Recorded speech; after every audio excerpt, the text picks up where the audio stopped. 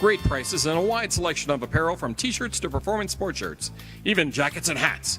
They feature low minimums and no setup charges on most orders. Turbo Threads is located at 1503 Golf Course Road in Rio Rancho, or find them on Facebook, online at turbothreads.com, or call 999-1234 for Turbo Threads.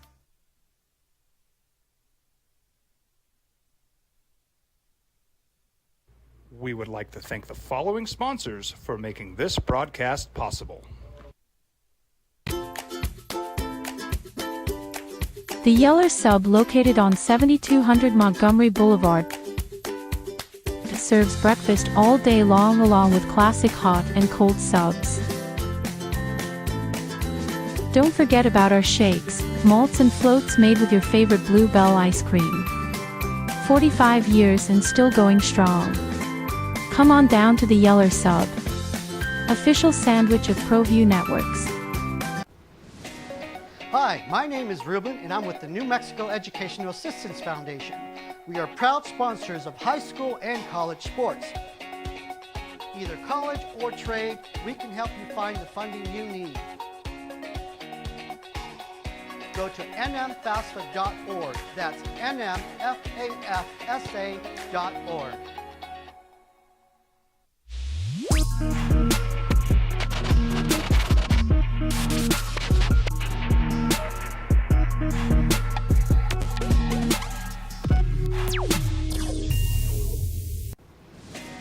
Hi, my name is Ruben and I'm with the New Mexico Educational Assistance Foundation.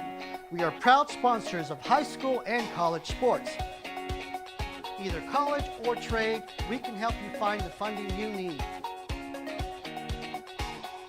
Go to nmfafsa.org. That's nmfafsa.org.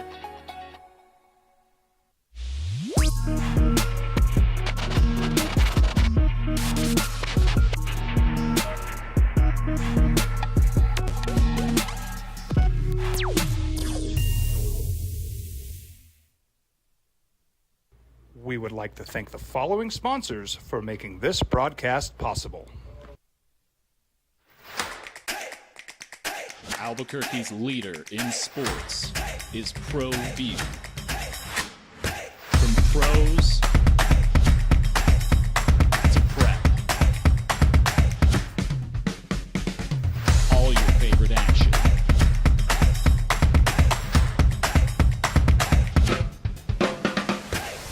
All your favorite talk shows.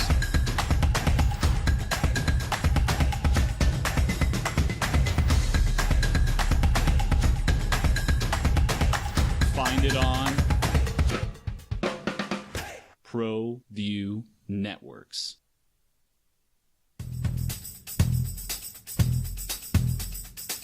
International Protective Services is a proud supporter of ProView Sports and New Mexico Youth Athletics. IPS provides residential and commercial security services in the Albuquerque metro area. For more info, please call 505-897-2420 or visit internationalprotectiveservice.com. You followed him from the first day he signed with the team. You remember the day he poured in 63 points? The night he played a sold-out concert to 30,000 people. The day he gave his infamous speech. That's why you believe in heroes. That's why you remember and collect their memorabilia. All in Autographs, where you can meet some of the greats, collect some of the greats, and share your own legacy. Visit All In Autographs, where you can celebrate the great and have your own piece of history. I'm David C. Chavis, personal injury attorney. For over 4 decades, our law firm has remained steadfast in our commitment to serving the remarkable people of New Mexico that have been injured through no fault of their own. I'm a New Mexican fighting for New Mexicans. I received my bachelor's degree at NMSU and earned my law degree at UNM. I can proudly say I'm both an Aggie and a Lobo. Call now and I will meet with you. 40 years strong, and we're still as local as red and green.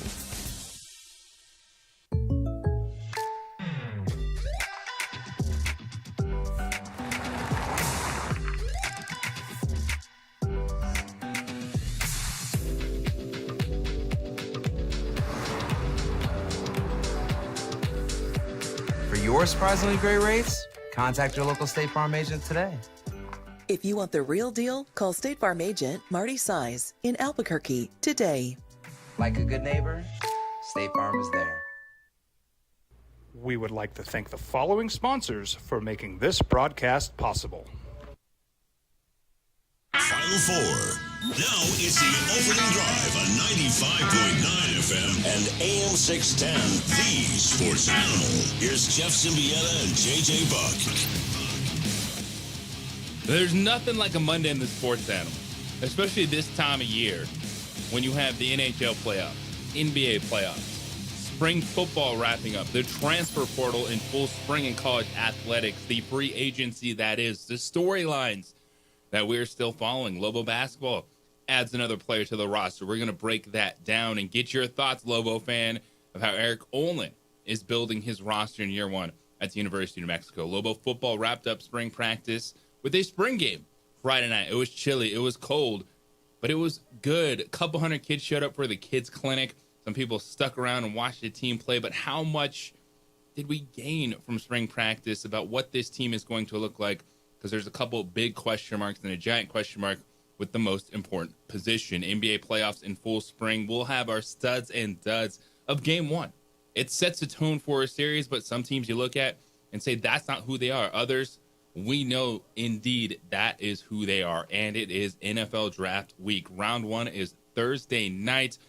The future of your favorite football team. Who's the next franchise quarterbacks? What will the quarterback situation look like in the first round? So much to get to this morning with you. What it do, and also hope you enjoyed your weekend. We're able to kick back, relax, do whatever you're doing on an Easter weekend with the family, hunting those plastic eggs, stuffing yourself with chocolate, all the above. JJ Buck, Zay Johnson with you this morning on The Sports Animal and also on ProView Networks. Adrian, good day to you. And let's start with the NBA playoffs. There was what you would expect in round one, some mismatches, some ridiculous blowouts. I'm looking at you, Memphis. OKC, okay. And some eggs that were laid. And, the most disappointing performance of the weekend. No, it wasn't the Memphis Grizzlies. We'll go right to it, Zay, because you didn't even say good morning. You just came in and started dropping your take to me on the Lakers this morning. But it was that game going in the 3-6 match. And by the way, it's 3-6, but it was also just one game in the standings. Exactly. The Lakers won 50 games in the Western Conference, and the Minnesota Timberwolves won 49 games in the Western Conference. We talked about how tight these matchups were, and it's okay to fall in love with Luka Doncic and LeBron James and Austin Reeves, but that's not what you expect from the Lakers in round one. A dud of that caliber, where Minnesota goes in there, is controlling the game from start to finish. It's J.J. Redick saying, oh, yeah, we were good mentally, but we weren't ready physically. You got Luka Doncic, who's in the NBA Finals. You got LeBron James. The core of that team, you should expect them to be ready. We're not having a conversation like the Houston Rockets or these other young teams that just haven't been there that might have had their eyes open over the weekend.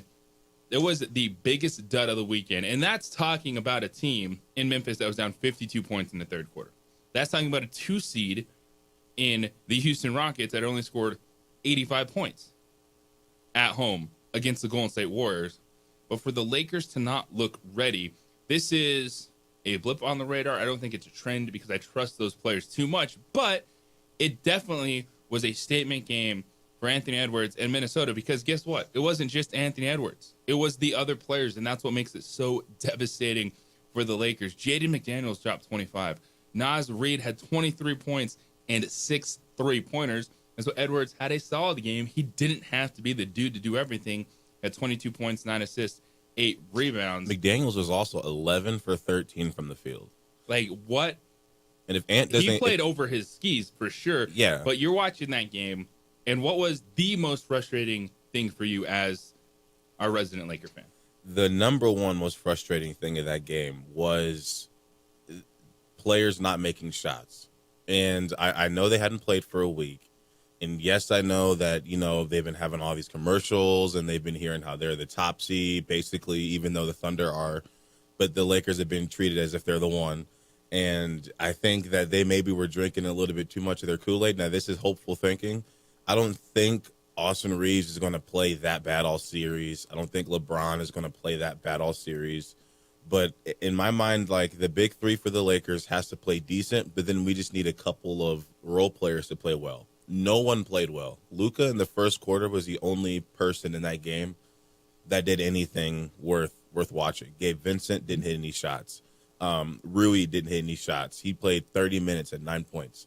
Like, what makes the Lakers a really dangerous team is when Luka and LeBron can dish to snipers, and they didn't have anybody else hitting shots. And on top of that, the Timberwolves are missing nothing. If Ant doesn't hurt his ankle, they might lose by 40 points.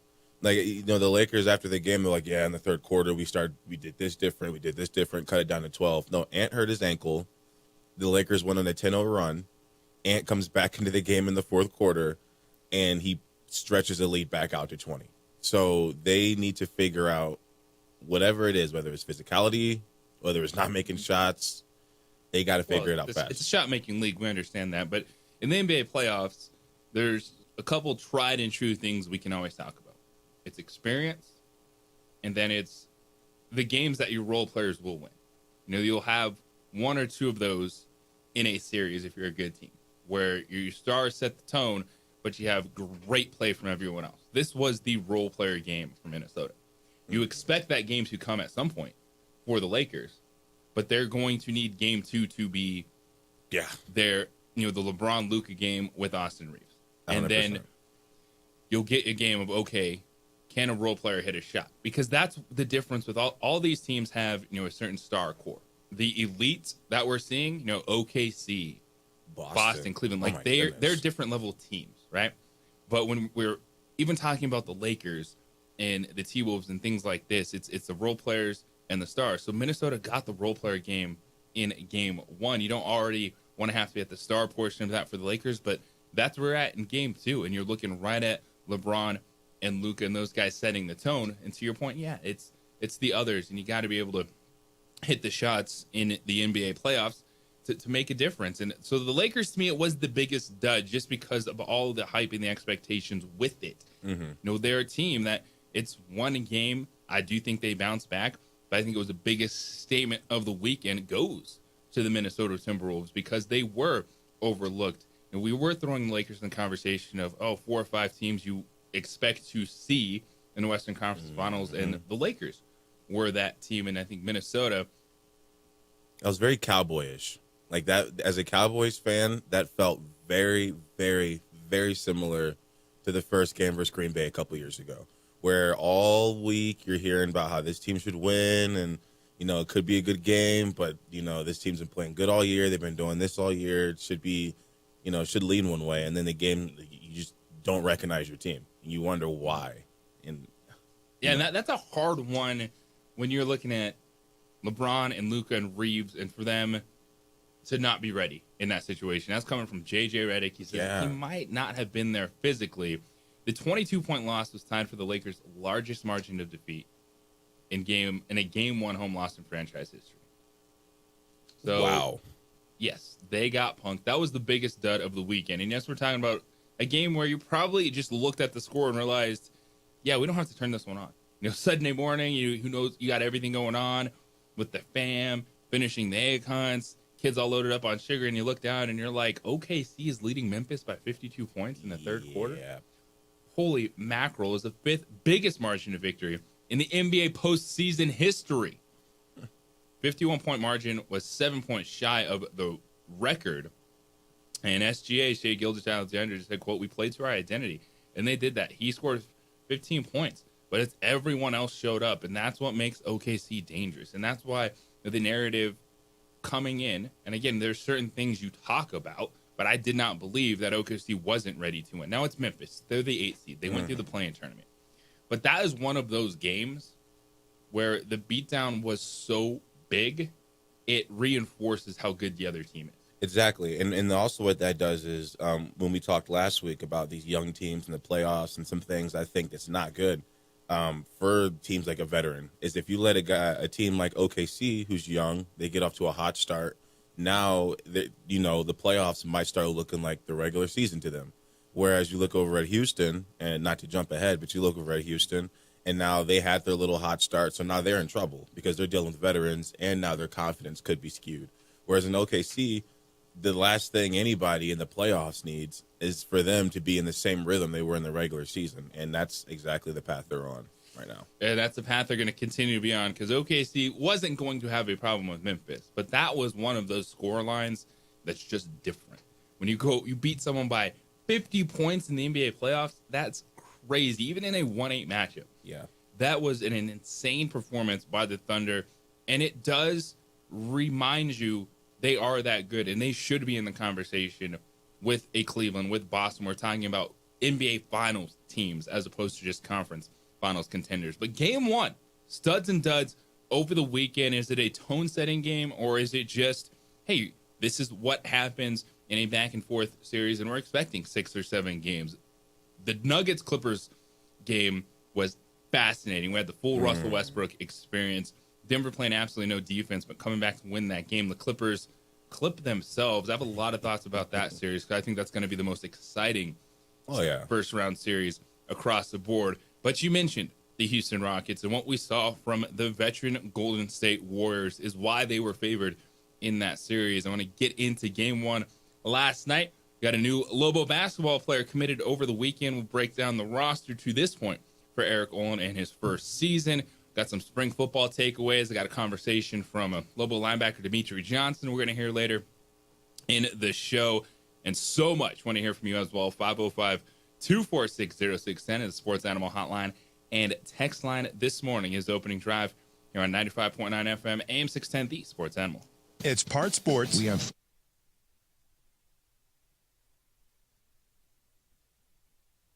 We would like to thank the following sponsors for making this broadcast possible.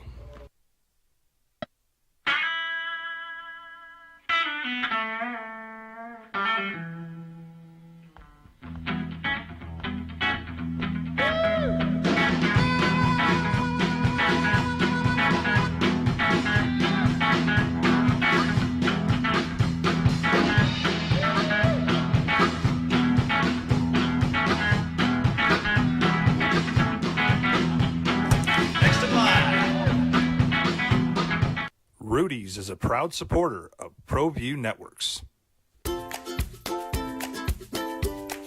The Yeller Sub, located on 7200 Montgomery Boulevard, serves breakfast all day long along with classic hot and cold subs. Don't forget about our shakes, malts and floats made with your favorite Blue Bell ice cream. 45 years and still going strong. Come on down to the Yeller Sub, official sandwich of ProView Networks. I might not be in the cage as much anymore. Just like riding a bicycle, I can pick up the fight from where I left off. I'm not some slick-haired outsider posing with borrowed gloves. I grew up here. New Mexico is in my blood. I'm a New Mexican fighting for other New Mexicans. I'm Adam Oki. I'll be your champion in the courtroom. We would like to thank the following sponsors for making this broadcast possible. For over 20 years, Evergard Roofing and Solar has been committed to customer service. Locally owned and operated, Evergard offers both commercial and residential roofing and solar services. For more info, please call 505-821-9543. Evergard Roofing and Solar are proud supporters of ProView Sports Network and New Mexico Youth Athletics. Hi, my name is Daniel Chavez, and this is my business partner, David Chavez. We are the owners of Indeed Safety. Indeed Safety is a local safety consulting company helping our clients with their safety needs for their projects. One of the things we pride ourselves as a construction safety company is helping our men and women in construction get home safe every day to their families. Indeed Safety is a proud supporter of ProView Network.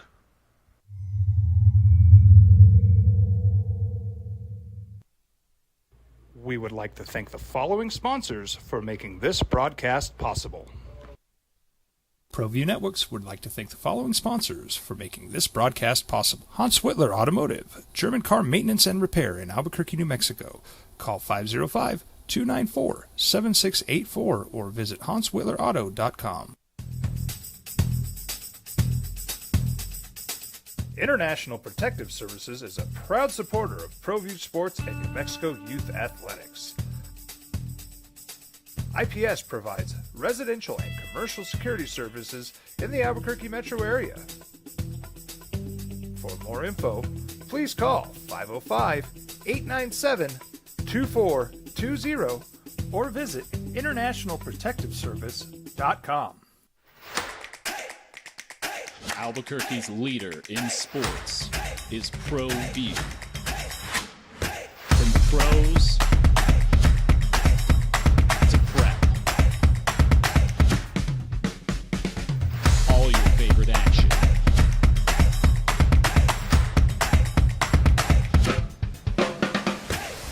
All your favorite talk shows.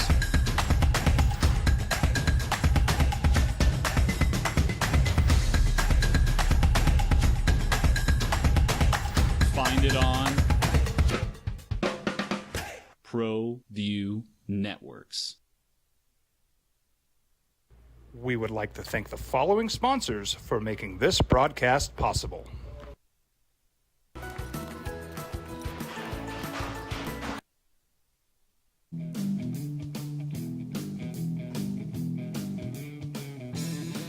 Welcome to the NBA playoffs. Houston, you could tell it was their first time. It's your first time, it's okay. The Rockets, they have a chance against the Golden State Warriors. Golden State only scored 95 points. Now, Houston had a playoff low, 85 points last night. Golden State victorious in Game 1 at Houston, 95-85. But we saw kind of everything we expected in this series.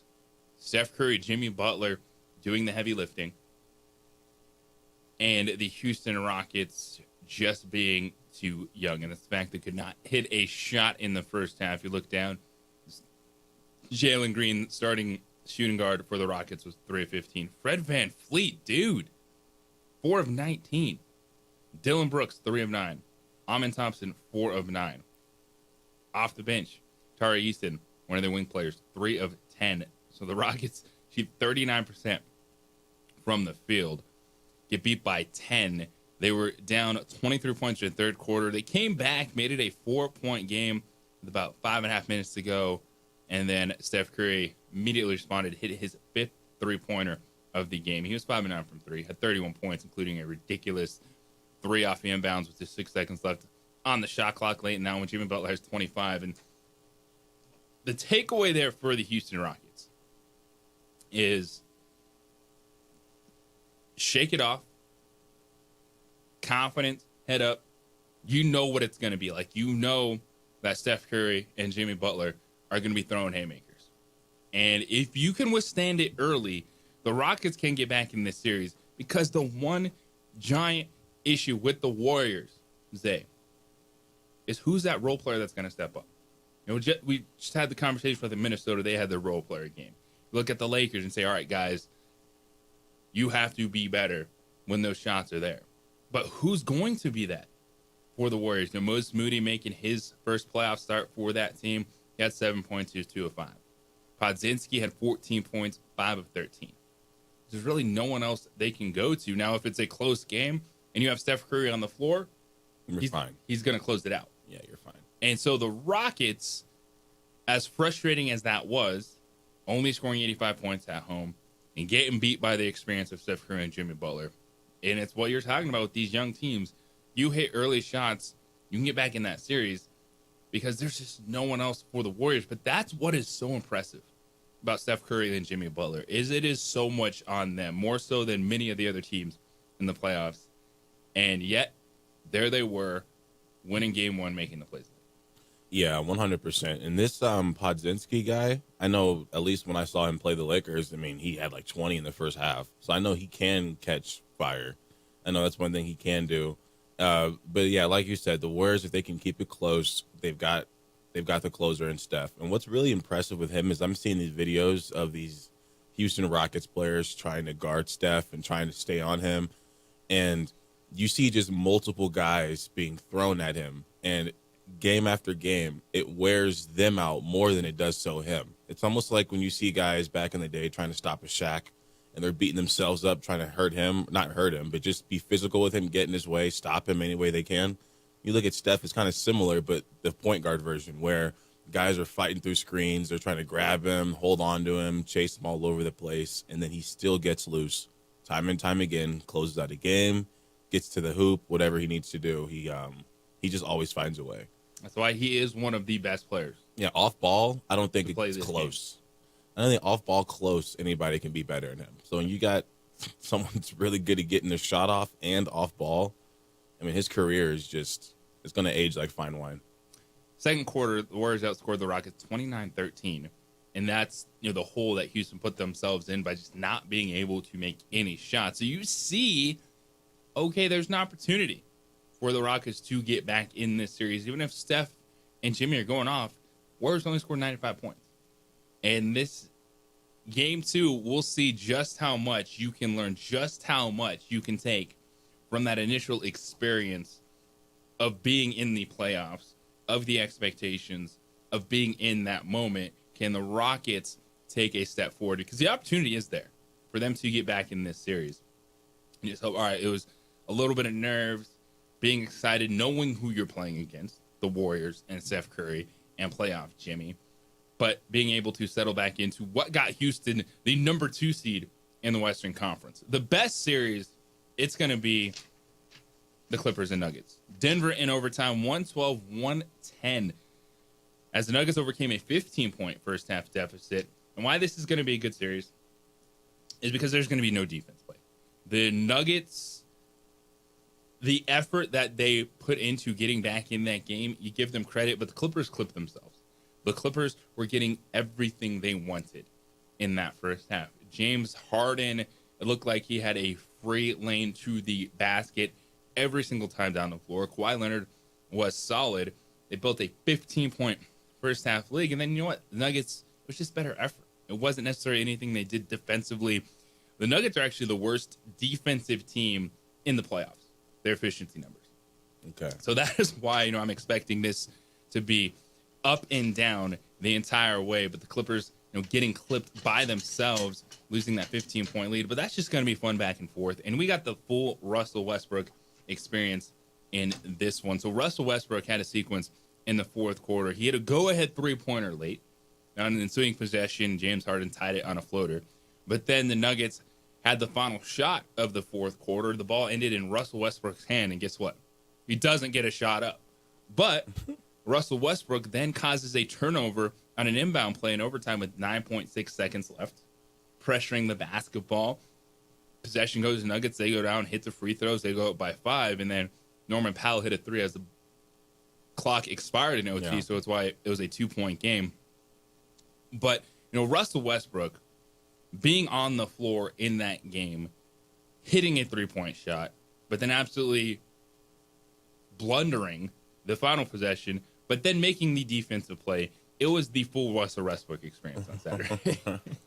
And yeah, I mean, honestly, good for Russ, but he is one of those guys where historically, if he was to hit a 3 like the one he hit, like gave them, ignite the crowd late in the game, everyone's shocked. And usually it's like, okay, that's a good thing, but also it's a bad thing because now he's going to start gunning. And I think in this moment, he was like, let me be the opposite of that. Like, yes, I just hit a 3, but I don't want to ruin that momentum. So I think he was overthinking. And he's not usually someone that overthinks. He's just like, I'm going to be myself. I don't really care what anybody else thinks. But at least he's trying. Okay, at least he's trying. That you never question with Russell Westbrook. We can talk about his offense and his inefficiency shooting the basketball, but the effort is real. Like, he's the guy that you never question he's going to play hard, whether it's a random Wednesday night game against Charlotte in the regular season or in the playoffs. And that's why he was on the floor. And he was playing over Michael Porter Jr., who had a disaster of a game. Oh, gosh. You saw what Jokic said about him, huh? Zero effort, not engaged. MPJ could be a difference maker for the Nuggets. They asked Joker, what could you guys do to make sure some players are engaged? And he goes, if you're not engaged, if you're not motivated to play right now, you shouldn't be playing basketball. That was a direct shot at Michael Porter Jr., 100%. And I agree with that. Just watching it, we've seen the impact he has, but that's why over the last couple of years, Nuggets fans are saying, all right, how do you change this roster? Well, let's figure out a way to move Michael Porter Jr. Well, I guess Michael Porter Jr. and those Mizzou ties with the Nuggets owner, I saw some report like he's pretty much, I don't think it's in a contract by any sort, but he's got to force his way. I mean, it's got to be bad for him to get moved. Well, we'll see. We'll see with that. But Russell Westbrook stepped up when they needed him. They needed that effort. They needed that energy. They got that from Russell Westbrook. And the Nuggets win game 1, 112-110 in overtime. Just 2 games on the NBA slate tonight. Detroit and New York game 2. We'll get into what the Knicks did. A 21-0 run in the fourth quarter over the Pistons. The Knicks are 6.5-point favorites in game 2. And then Denver Clippers, Nuggets 1.5-point favorites tonight. So 2 games in the NBA. A lot to break down from game 1. Just a reaction, the tone-setting nature of these game 1s. What do you believe, or what is a blip on the radar? Was it a blip for the Lakers, or is this territory for that team? Good performances from favorites, whether you're looking at Boston over Orlando. Orlando only scored 86 points, but again, that's a team that I think next year they're going to be a top 4 seed in the Eastern Conference. They can win a playoff series. Because you look at what Paulo Banchero and Franz Wagner were able to do. They got theirs. There's just, of course, not a lot of depth there, and you're going against the Boston Celtics. It was never going to be that series for the Orlando Magic. And then the Pacers, I have some good thoughts on the Pacers when we're talking about sports franchises and what you should expect as a fan, what you want to see from the team you root for. And I think the Pacers deserve a lot of credit for the franchise that they have become. 505-246-0610, Sports Animal Hotline and text line this morning. But when we come back on the other side, Lobo fans, the highlights, you're excited watching them on social media. A new guard committed to the University of New Mexico over the weekend. Who is he? What's his style of play? And what does the roster look like so far for Eric Olin in year 1 with the Lobo basketball? We'll get into that next right here on The Sports Animal. Brought to you by Route 66 Casino.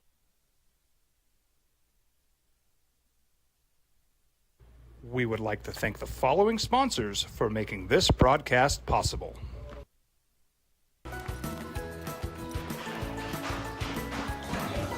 Got shots?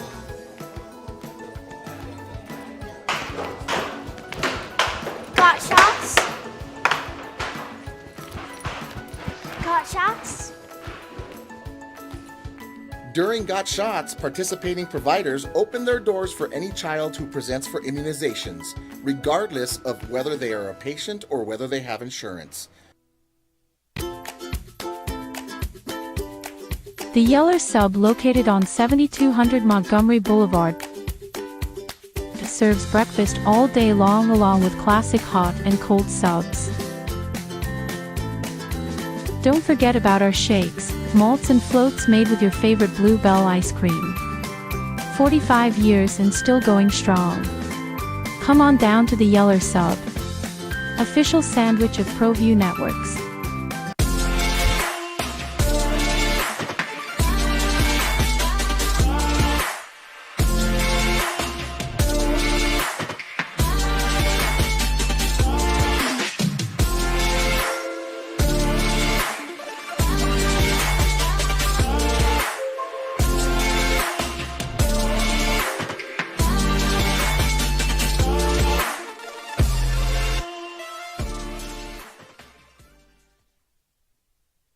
We would like to thank the following sponsors for making this broadcast possible.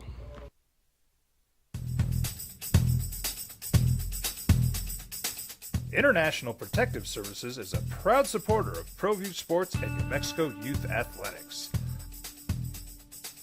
IPS provides residential and commercial security services in the Albuquerque metro area.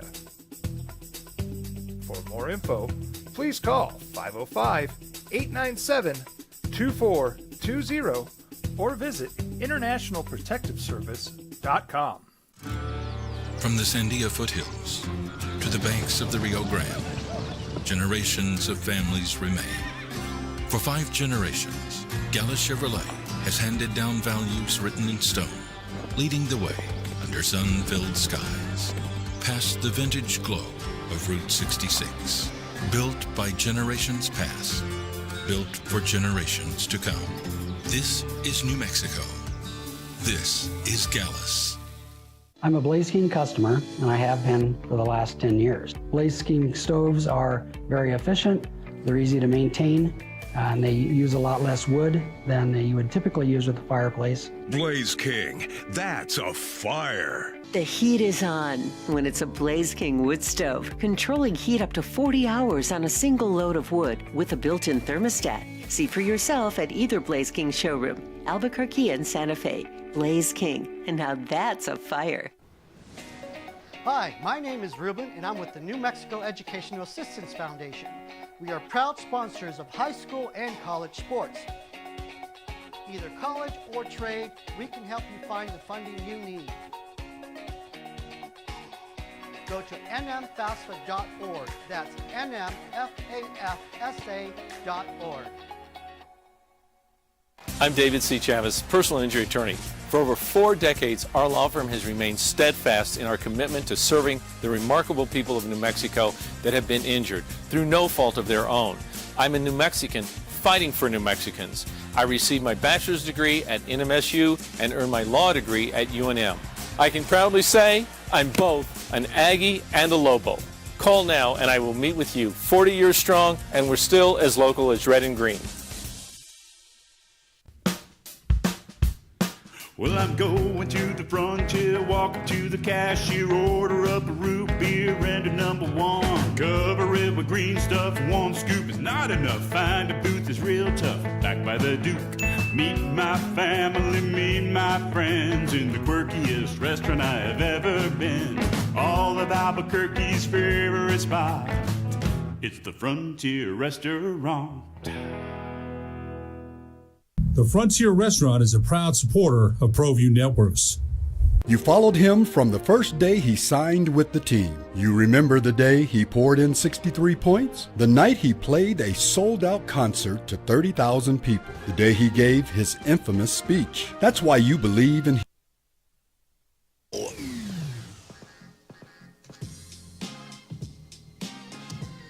So on the social media, Lobo fans getting some Jalen House vibes potentially. From the new Lobo in town, the commitment picked up by Eric Olin and UNM over the weekend. I heard some buzz Friday at the spring game from a person in the know that an exciting announcement that was coming. And it happened on Saturday morning. It's opening drive here on 95.9 FM, AM 610, The Sports Animal. JJ Buck, Zay Johnson with you this morning. So Lobo basketball picked up a commitment from a 5'10" guard out of Prescott High School in Arizona, Uriah Tenetti. Committed to Lobo basketball. He's a 3-star recruit by 24/7 Sports, but we're talking about a kid who's explosive, right? And highlights can make anyone look pretty good. But one thing that stands out with some of the recent additions is athleticism. We're talking today about this 5'10" guard, right? On the break, he's throwing down 360 dunks. Ooh. So that is definitely next level athleticism. In game? In game. Oh, risk taker. But that shows, 5'10" dude getting up. And it wasn't like he was just barely making it. Like, it looks smooth, right? So you see the athleticism. Now the rest of the game, all right, how does he handle?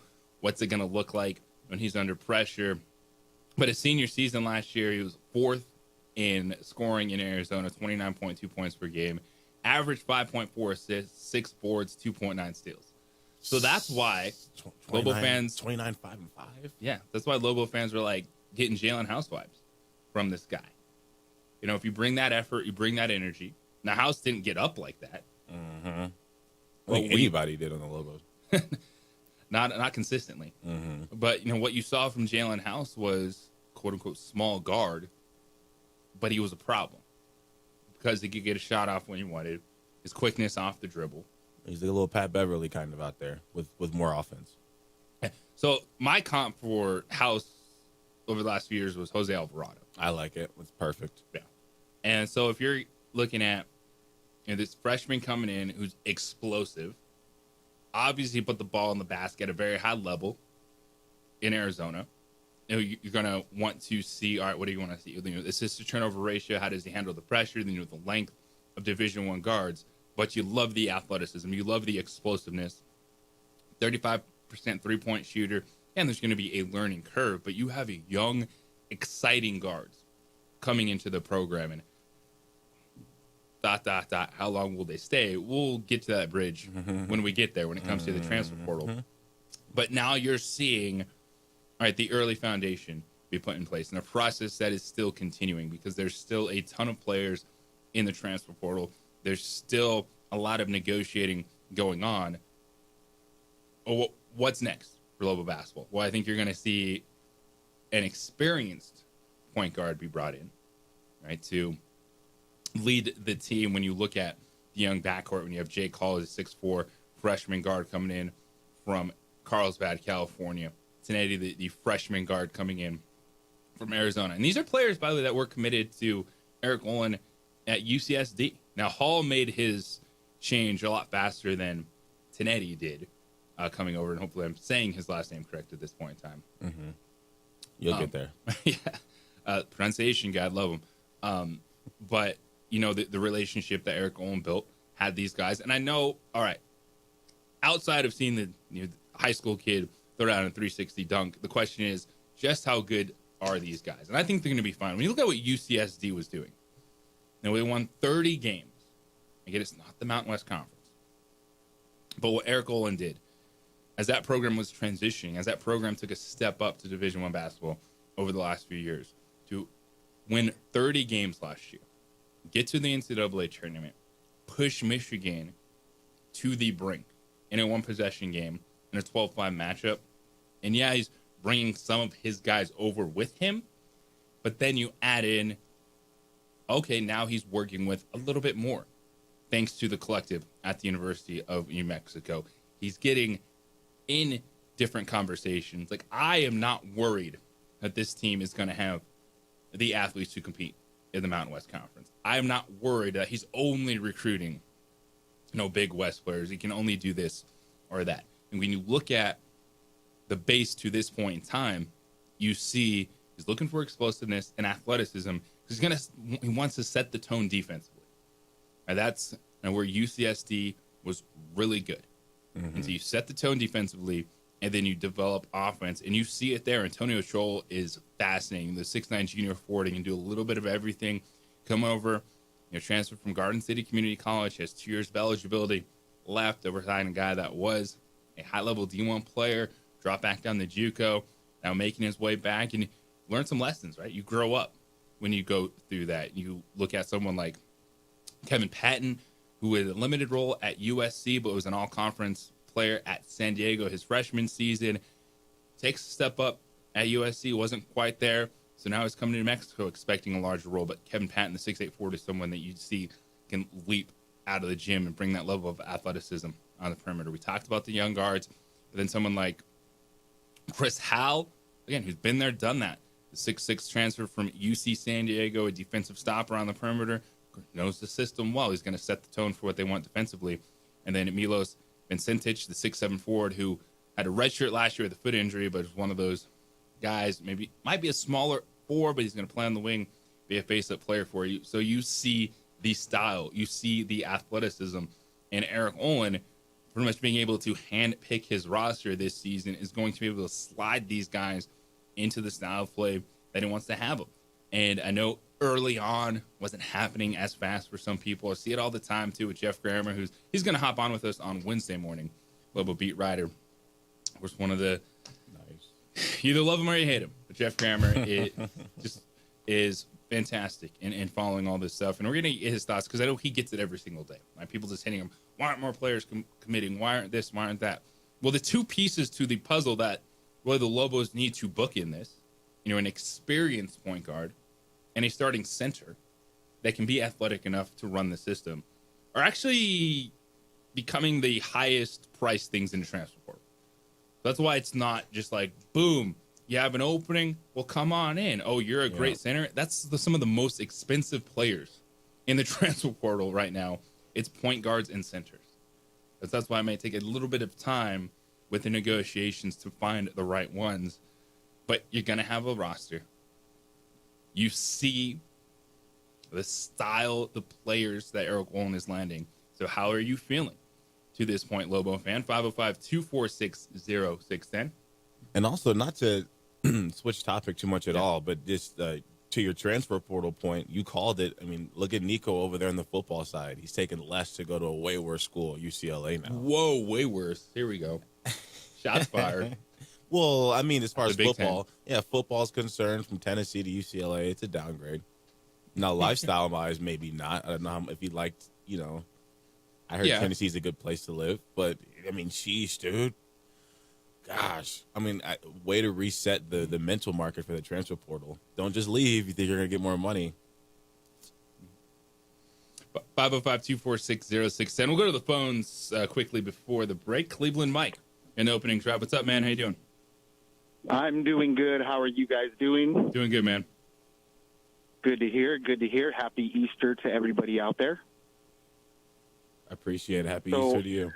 Yeah, I was actually just calling because you guys were talking about, the kid from Tennessee and NIL and all that stuff.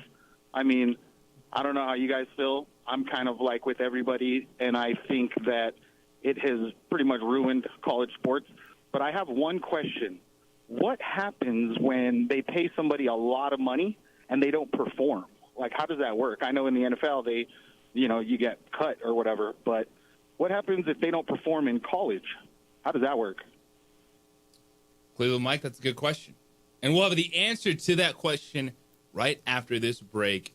What happens if you do not perform in a pay-to-play system, name, image, and likeness in college athletics? The opening drive here on 95.9 FM, AM 610, the Sports Animal. This report is sponsored by eBay. Swapping out your tire?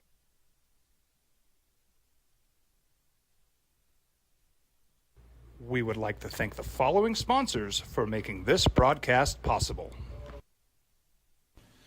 TurboThreads is a proud sponsor of ProView Networks.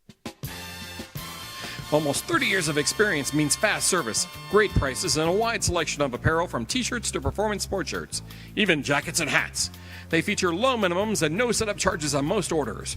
TurboThreads is located at 1503 Golf Course Road in Rio Rancho, or find them on Facebook, online at turbothreads.com, or call 999-1234 for TurboThreads.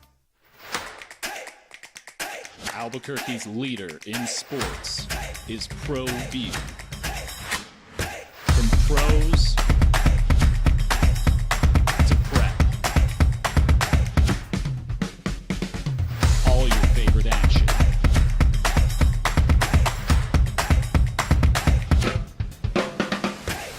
All your favorite talk shows.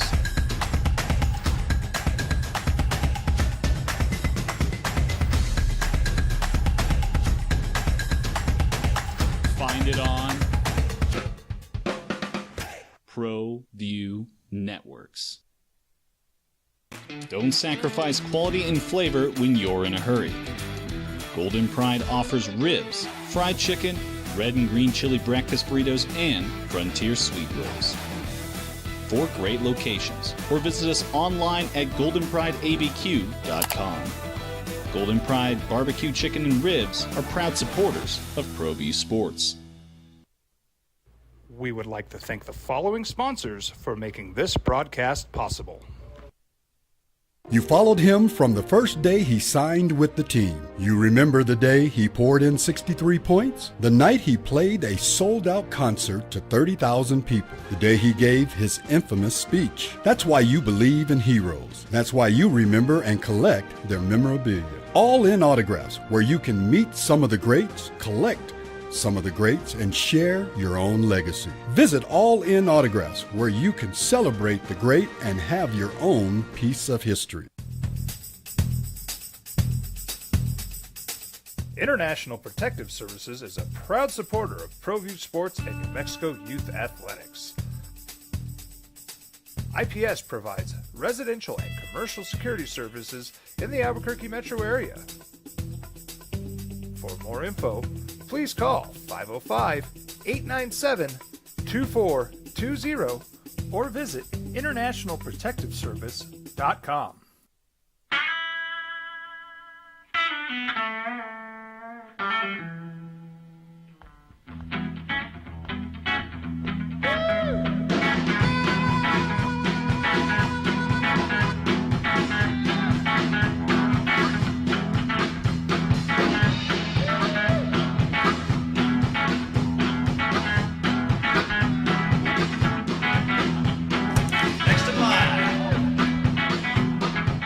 Rudy's is a proud supporter of ProView Networks. Albuquerque's leader in sports is ProView. From pros to prep. All your favorite action.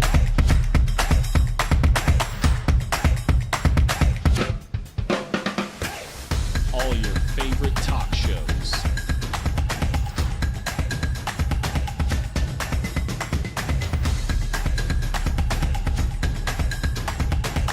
Find it on ProView Networks.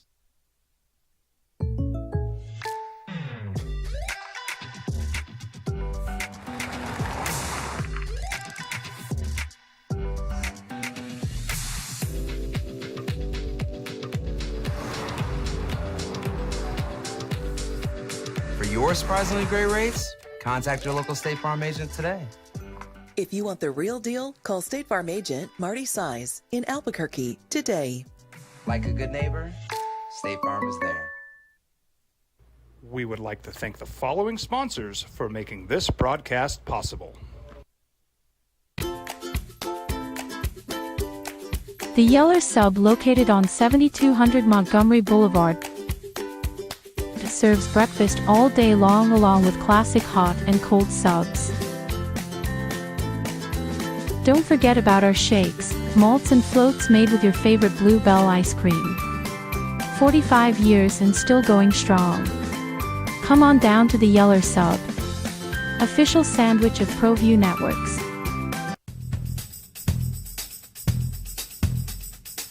International Protective Services is a proud supporter of ProView Sports and New Mexico Youth Athletics.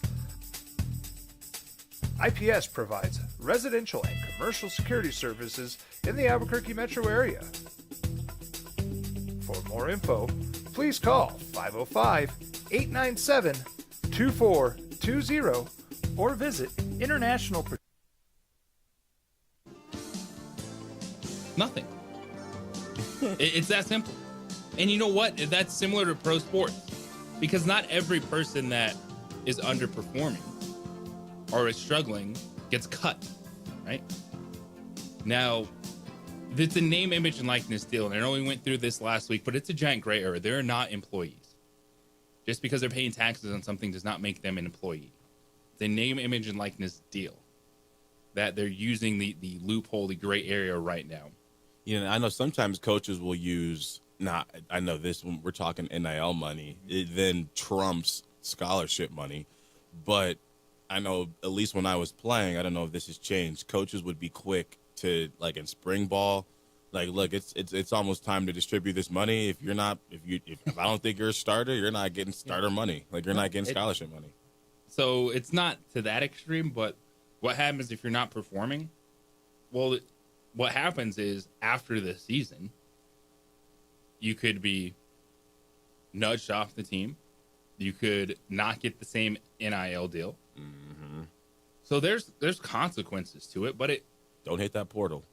But it's not like we don't see it in pro sports, right? People are like, well, if these dudes aren't playing, well, they get benched, right? Deshaun Watson. But they're still getting their money. And everyone wants there to be a penalty, right? Everyone wants there to be, well, you did this or didn't do that, thus you should suffer. Well, it's your NIL deal is for the season. You don't live up to it.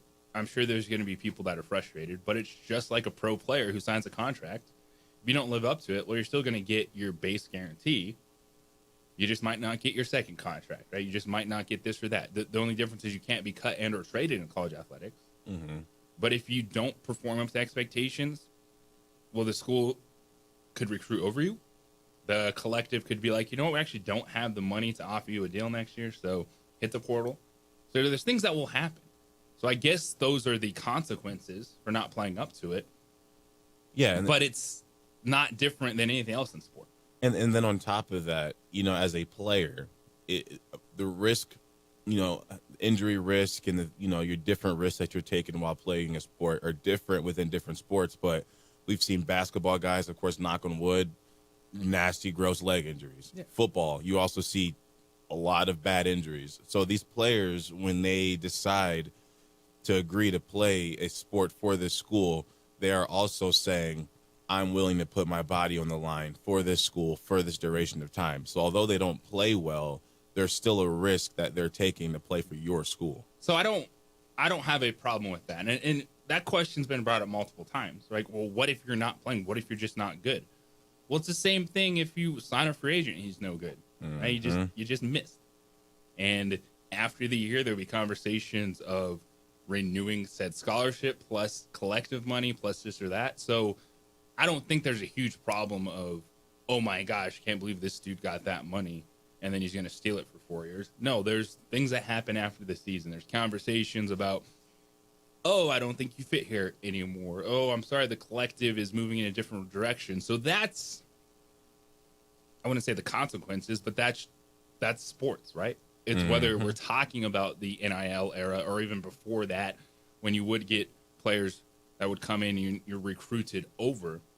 And so what's the penalty? There's no penalty. It's just like if you're a pro player, you sign your contract, you're not good. The only difference is they might cut you in the middle of the season, most likely, like we see in pro sports. But it's just at the end of the year, with anything, there's a conversation. And if you didn't perform up to the standards that people expected when they handed you the name, image, and likeness deal, where they're going to make changes to that. Yeah, the biggest thing that a player has to worry about when it comes to losing NIL, it's not going to be, like as far as performance, that, like you just said, JJ, that will affect any negotiations at the end of the season or, any renewing of any contract, something like that. What they need to worry about when it comes to just being dropped is things that they can actually directly control, like off the field stuff. They need to be good people off the field, because then that is when I don't think an NIL cares about your performance. You'll just get dropped. But if it's like something on the court, I think you'll be just fine. Yeah, and that's the simplest way to answer that. If you don't perform well after this season, they're going to bring someone else in the transfer portal. Your scholarship might not be available for the next season, or your NIL deal just might not be there. And that's how they'll handle it. But in terms of like in-season stuff, yeah, you're not going to see like what we see in pro sports. If someone isn't performing, they'll be cut. But you also don't see that all the time in pro sports. Just because you have a bad stretch, you get cut in season, because you still have to have players on the roster. You still are getting your base salary, and you might, of course, lose out on incentives, lose out on the next contract. But that is the stuff we're seeing at the highest level too now. When it comes to new men's basketball and football, which lead the way in this, but it's that trickle-down effect from it that we're trying to figure out. What does the future look like? Because right now you're living in that gray area where it's pay to play, but it's name, image, and likeness. So it's not looked at in the pro sports contract where there could maybe be immediate repercussions for poor performance. But in this case, it's just you deal with it at the end of the season. 505-246-0610 Sports Animal Hotline and text line this morning. New Lobo in town. The commitment for Eric Olin. What do you think of the roster so far? Game 1 studs and duds from the NBA playoffs, and it is NFL draft week. It is the opening drive here on 95.9 FM, AM 610, the Sports Animal.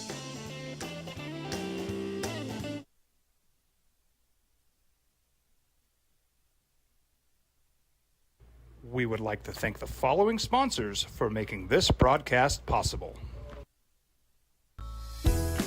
Hi, my name is Daniel Chavez, and this is my business partner, David Chavez. We are the owners of Indeed Safety. Indeed Safety is a local safety consulting company helping our clients with their safety needs for their projects. One of the things we pride ourselves as a construction safety company is helping our men and women in construction get home safe every day to their families. Indeed Safety is a proud supporter of ProView Network.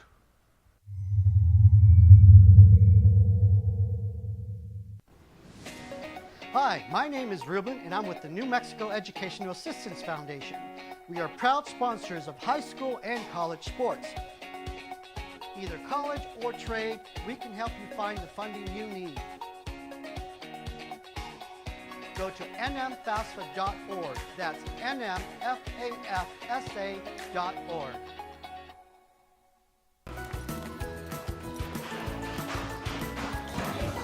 Got shots?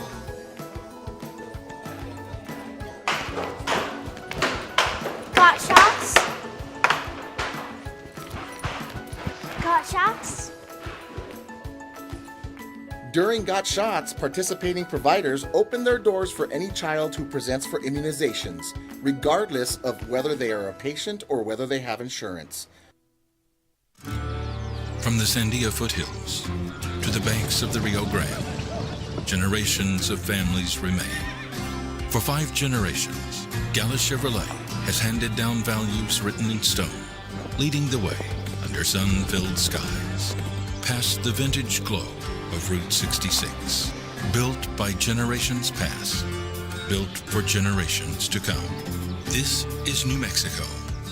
This is Gallus. You followed him from the first day he signed with the team. You remember the day he poured in 63 points? The night he played a sold-out concert to 30,000 people. The day he gave his infamous speech. That's why you believe in heroes. That's why you remember and collect their memorabilia. All in Autographs, where you can meet some of the greats, collect some of the greats, and share your own legacy. Visit All In Autographs, where you can celebrate the great and have your own piece of history. TurboThreads is a proud sponsor of ProView Networks. Almost 30 years of experience means fast service, great prices, and a wide selection of apparel from t-shirts to performance sport shirts, even jackets and hats. They feature low minimums and no setup charges on most orders. TurboThreads is located at 1503 Golf Course Road in Rio Rancho, or find them on Facebook, online at turbothreads.com, or call 999-1234 for TurboThreads.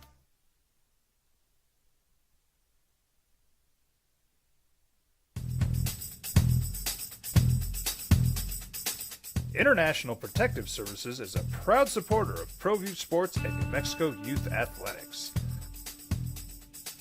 IPS provides residential and commercial security services in the Albuquerque metro area. For more info, please call 505-897-2420 or visit internationalprotectiveservice.com. Albuquerque's leader in sports is ProView. From pros to prep, all your favorite action.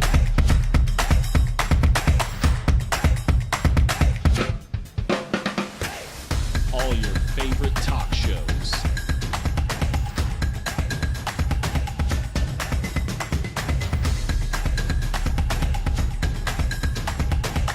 Find it on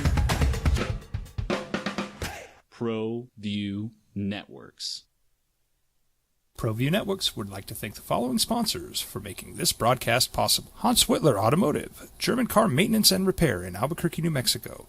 Call 505-294-7684 or visit hanswhitlerauto.com. Well, I'm going to the frontier, walking to the cashier, order up a root beer and a number one. Cover it with green stuff, one scoop is not enough. Find a booth is real tough, back by the Duke. Meet my family, meet my friends in the quirkiest restaurant I have ever been. All of Albuquerque's favorite spot, it's the Frontier Restaurant. The Frontier Restaurant is a proud supporter of ProView Networks. Don't sacrifice quality and flavor when you're in a hurry. Golden Pride offers ribs, fried chicken, red and green chili breakfast burritos, and Frontier sweet rolls. 4 great locations, or visit us online at goldenprideabq.com. Golden Pride Barbecue Chicken and Ribs are proud supporters of ProView Sports. I'm David C. Chavez, personal injury attorney. For over 4 decades, our law firm has remained steadfast in our commitment to serving the remarkable people of New Mexico. Here's Jeff Symbieta and JJ Buck. Oh, what a weekend. Sports-wise, hope it was fun with the family. Jason knows Easter eggs around with the little ones. Overindulging in the chocolate and candy. Oh, my goodness. You know, my new thing is freeze-dried candy. It's freeze-dried Skittles. Unbelievable. Is it crunchy or what? Yeah. Freeze-dried candy. It's my new thing. Love it. Got some of that over the weekend, kicking back, taking it all in, enjoying the family time. Hope you guys enjoyed the weekend as well. However you took it in, whether you were locked in on the hoops, the hockey, the recruiting trail, which never slows down, spring football, Friday night, Lobo football wrapped up their spring practice. We'll get into that throughout the week. Also have a conversation coming up later this morning. I caught up with Dimitri Johnson. It was one of the interesting cases in college football because he's one of those guys that got a year back for playing JUCO football. He didn't think he was going to be playing for the Lobos this season, but Diego Pavia, public enemy number one for the Lobos, got some players next year of eligibility, and they're benefiting from it right now. And Dimitri Johnson, slated to be one of the starters on the defense for the Lobos. I caught up with him last week, so we'll hear that conversation a little bit later this morning. The Lobos, a giant question mark is at the quarterback position right now. It is. Yeah, they like Jake Lane, the Idaho transfer, who followed the staff over, but he hasn't participated in spring ball, so really don't know what he looks like. Injury, he's on a pitch count. They're going to hit the portal just to get some more depth at that. But that was the one thing where you're not sold on the quarterback position just yet. The running back room is super intriguing. I think the offensive line is going to be solid. Defensively, it sounds like they're a little bit better than they anticipated there. Yeah, it's going to be an extended process for Lobo football, trying somehow, some way to make an impact going into next season. But I will say the kids' clinic was awesome. There were a couple hundred kids that showed up to that. Wow. So that's when, the weather kind of started to turn Friday afternoon. It was getting windy. It was cold, but you showed up there 5 to 5:45 and signed your waiver, get that on the field. Had my little one out there, and it was, ages, pretty much kindergarten through 12 years old. Okay. And there were kids of all ages in that age group out there. If close enough. I don't know the exact number, but there's 100 plus kids out there. And it was just really good to see kids showing up, being excited, but the parents seeing that, wanting to take their kids out there. And then the players were awesome. So they had, different stations all around the field, doing little things, tackling station, the different drills, where you run in circles trying to chase the other person and beat them to the spot, little things like that. And just the 8 drill. Yeah, exactly. Thank you for that. I was like, the run in circles, field goal kicking, but just everything. And it was really just great to see how engaged the players were. Like, they embraced it. They're having fun with all the kids, getting the kids out there running around excited for it. And that's what you want, right? You want to just try to build that connection and know that, it's going to be an uphill battle with football. But how open the players were. Coaching staff was awesome with it, too, just embracing all the kids, getting them out there. And it's one of those things that's small, but it could go a long way. Mm-hmm. Right? All it takes is for a couple of those kids to get the bug, whether that pushes them forward in athletics or that becomes something they think about when they attend football games in the future. It's little things like that that could be a big thing for a kid. Oh, yeah. I just remember way back in the day, I went to our junior league football team. Every other year, we were able to go watch an Indianapolis Colts game. That was in Illinois. And we get to go to the Colts game, but then we got to play on the field afterwards. And being able to stand on the field and, look up and see a different perspective and, be in a football uniform, it always, no matter what, it just, it showed light at the end of a tunnel. It gave you something to reach for. So even for any of those kids, especially the ones that will be here when they're in high school, it may give them that motivation and that, that goal to want to be a Lobo one day, give them something to work towards. It makes these people real. It's really easy to think that these guys are just something you see from a distance or on TV because they're always in the equipment and, they got the pads on. But when you get to see that football players are people, it definitely shows you, two sides to the story. Yeah, and it was just good to see. And, of course, the spring game after that for the Lobos. It's JJ Bucksday Johnson with you this morning on The Sports Animal. And, as I said, the question mark is quarterback. Is Jake Lane going to be good enough to lead this offense? They're super excited about the running back room, the players that they were able to add. They think they've pieced together a solid enough offensive line, but who's going to be executing that? And, Jason Eck said after the scrimmage that James Lobstein, Gabriel Machenbacher were just okay. Those are backup quarterbacks right now, and they've been serviceable in camp, but you do kind of struggle to see maybe the upside, a higher ceiling with these guys. And you just have to hope that Jake Lane, his elbow is going to be good come the fall, and that he can execute this offense at a higher level. He can provide some spark downfield, maybe some playmaking ability out of the pocket, because it's going to be hard to land a difference maker. Yeah, in the portal at the quarterback position, because all those guys are not in the portal right now. Yeah. Or it's you're getting a chance to go to UCLA, etc. Yeah, they're one in the bag. But one thing that's very important, though, is that if a quarterback does struggle with something, and this is the whole point of a spring game, it's good to be able to see it now, because I believe Coach Eck is a great coach, and usually the good coaches, not necessarily do you want to hide a player's flaws, but you want to definitely get a grip on what your team's strengths and weaknesses are, and then be able to adjust your game plan. So I think it's never a good idea to say, this is what we're going to do no matter what. Maybe in basketball, you can do that, or you can do that if you're in the recruiting process. Like, you can build your team how you want to build it. But once you've got your players, now you got to be adaptable. Yeah, now let's adapt. So if he feels, or if it becomes apparent that, Lane's not able to push the ball downfield or something like that, okay, now we got to go heavier on the run game. And it's good to see that now, because there's still another recruiting period that's going to happen, like when the summer hits. So I think there's one more wave. So we'll see. Yeah, there's still players in the transfer portal entering in the final weeks after spring. There's going to be guys you can bring in to get depth. I know they have some high school guys that they're going to add in the fall. Mm-hmm. And, that's a challenge too, is there's going to be some spots where this team is going to be young, and what are you going to be able to get out of some of these guys? And the spring ball, you ask, what's the point of it? Well, it's like what you said, right? It's to get to know who these guys are. It's just to get to see them up close and personal. And because when you get to fall camp, that's when you start executing your plan. That's when you say, all right, these are our ones, these are our twos, and let's build from here with the adjustments in it. It sounds like overall, though, it was a camp that you didn't see any major injuries. Nice. Didn't lose anyone big time. You had some players left and went into the portal.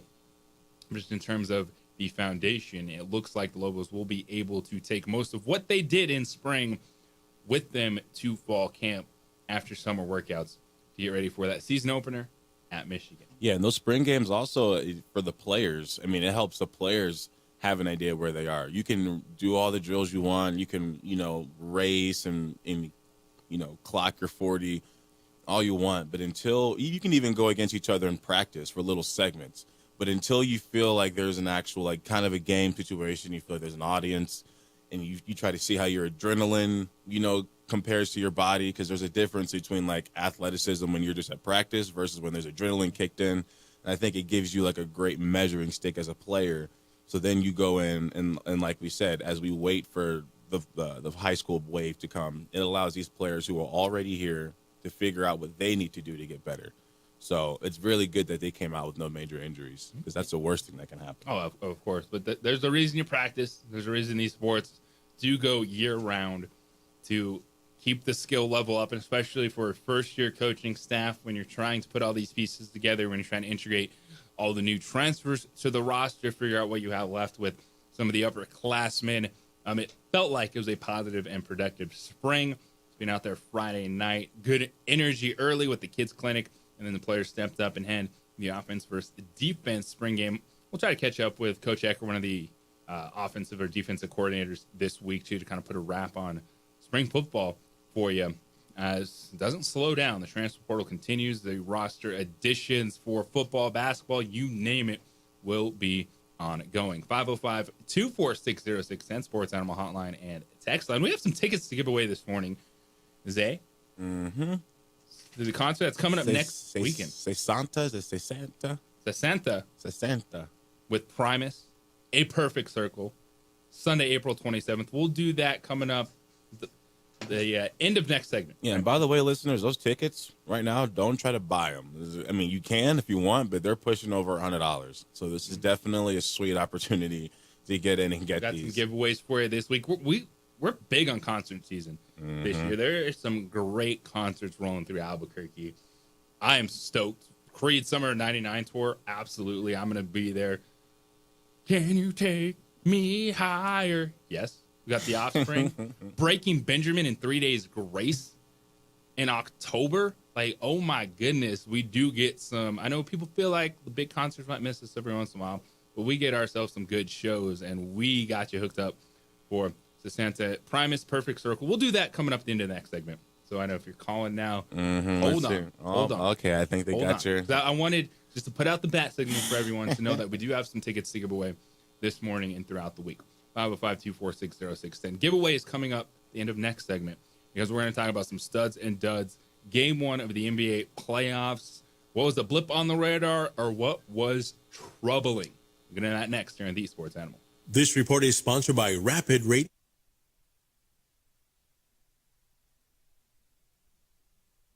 We would like to thank the following sponsors for making this broadcast possible. From the Sandia foothills to the banks of the Rio Grande, generations of families remain.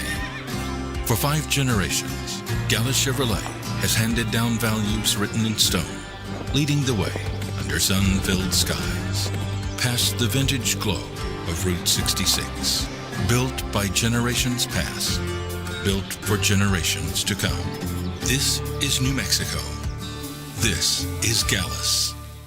I'm a Blaze King customer, and I have been for the last 10 years. Blaze King stoves are very efficient, they're easy to maintain, and they use a lot less wood than you would typically use with a fireplace. Blaze King, that's a fire. The heat is on when it's a Blaze King wood stove, controlling heat up to 40 hours on a single load of wood with a built-in thermostat. See for yourself at either Blaze King showroom, Albuquerque and Santa Fe. Blaze King, and now that's a fire.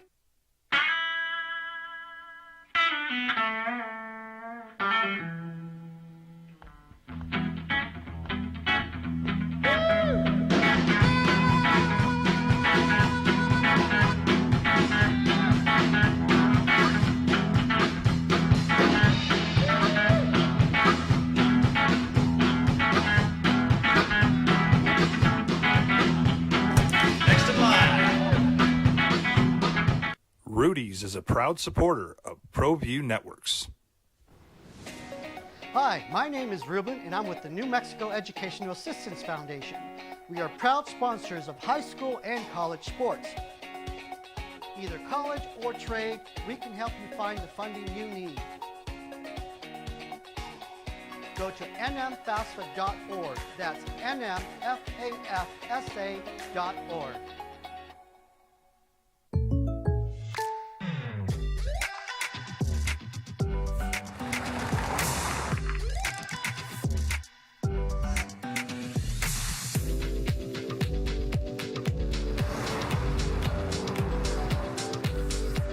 For your surprisingly great rates, contact your local State Farm agent today. If you want the real deal, call State Farm agent Marty Size in Albuquerque today. Like a good neighbor, State Farm is there. We would like to thank the following sponsors for making this broadcast possible. We would like to thank the following sponsors for making this broadcast possible. For over 20 years, Evergard Roofing and Solar has been committed to customer service. Locally owned and operated, Evergard offers both commercial and residential roofing and solar services. For more info, please call 505-821-9543. Evergard Roofing and Solar are proud supporters of ProView Sports Network and New Mexico Youth Athletics. I might not be in the cage as much anymore. Just like riding a bicycle, I can pick up the fight from where I left off. I'm not some slick-haired outsider posing with borrowed gloves. I grew up here. New Mexico is in my blood. I'm a New Mexican fighting for other New Mexicans. I'm Adam Oki. I'll be your champion in the courtroom. Hi, my name is Daniel Chavez, and this is my business partner, David Chavez. We are the owners of Indeed Safety. Indeed Safety is a local safety consulting company helping our clients with their safety needs for their projects. One of the things we pride ourselves as a construction safety company is helping our men and women in construction get home safe every day to their families. Indeed Safety is a proud supporter of ProView Network.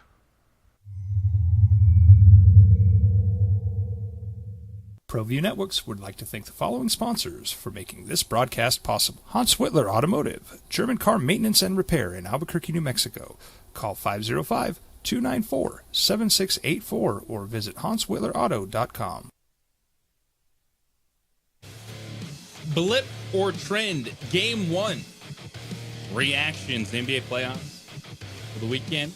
Minnesota, Denver, the Knicks, Pacers, Thunder, Celtics, Cavaliers, and Warriors. Victorious over the weekend. JJ Bucks A. Johnson with you here on The Sports Animal. Catch us on ProView Networks as well. Adrian holding it down. All right, I want to get into the Pacers real quick, because I think the Pacers are fantastic. Because I think they're going to win the NBA Finals. But I appreciate what they do as a franchise. I think in sports, we can't have a conversation in the middle with potential. It's either you're winning the NBA Finals or you should suck to get the next best thing. Right? Mm-hmm. It's okay to be good. Looking at, we won't have that conversation with Steelers fans right now. Okay. But I mean, it's never okay to be competitive with an opportunity for more, right? We get so stuck in you're either winning a championship or you should suck. Like there's no in between. It's like, well, you shouldn't have a franchise. You shouldn't try to win games if you don't have an elite quarterback or an opportunity to get one. Okay. And the NBA, it's very similar. And you have a superstar player. If not, you should tank. So hopefully a ping pong ball will bounce your way, and then you can select the next best thing. And it's always that simple. Yes, your track record usually pans out that you land one of those guys at the top, but it takes so much more than that. Ask the Philadelphia 76ers how trusting the process has worked out so far. Right? You think you could have something, and then it turns into a whole lot of nothing. Well, the Indiana Pacers are a franchise I appreciate in sport, where they are competitive. They know maybe they don't have the superstar pieces, but they give themselves an opportunity to make trades. They give themselves an opportunity to potentially have the pieces in place that the next move or something like getting the right bounce in the draft or being in good position when it comes to the NBA trade deadline could take you over the top. And the Pacers beat Milwaukee 117-98. The Pacers are the 4th seed in the Eastern Conference. And the Pacers are competitive. The Pacers are a franchise that I appreciate, is they do try to win, but they also don't get caught up in all or nothing. And I think there's far too much of that in sport. And I get that's the fun debate for a lot of people. Well, it's like, well, if you're not going to win a championship, just suck. All right, so we want just 4 teams to try to win and everyone else just to suck. Yeah, I feel like there's only 2 situations where that's even like it should be a thing. Number one, of course, if you're like the Celtics or the Lakers and you've built up that, that culture, then yes. And you're also one of the biggest franchises in the world. So they're going to add that pressure on. It's either that or if you do like what the Cavaliers just did, where it's like if you just dominate the whole regular season, it's like, okay, well, why wouldn't you be going for that? But the Pacers have done a really good job. And like you said, they've never been terrible. We had the Paul George era, and they transitioned from that on to the next. They were down after that. But the point I'm getting at is, like, it's okay to be competitive. Like you saw, that was a sellout building in the first round of the playoffs. The Pacers fans were engaged, and they've made moves. They getting Therese Halliburton or acquiring Pascal Siakam last year at the deadline. Yeah, Pascal Siakam is a very good player. He's an all-star level player in the league.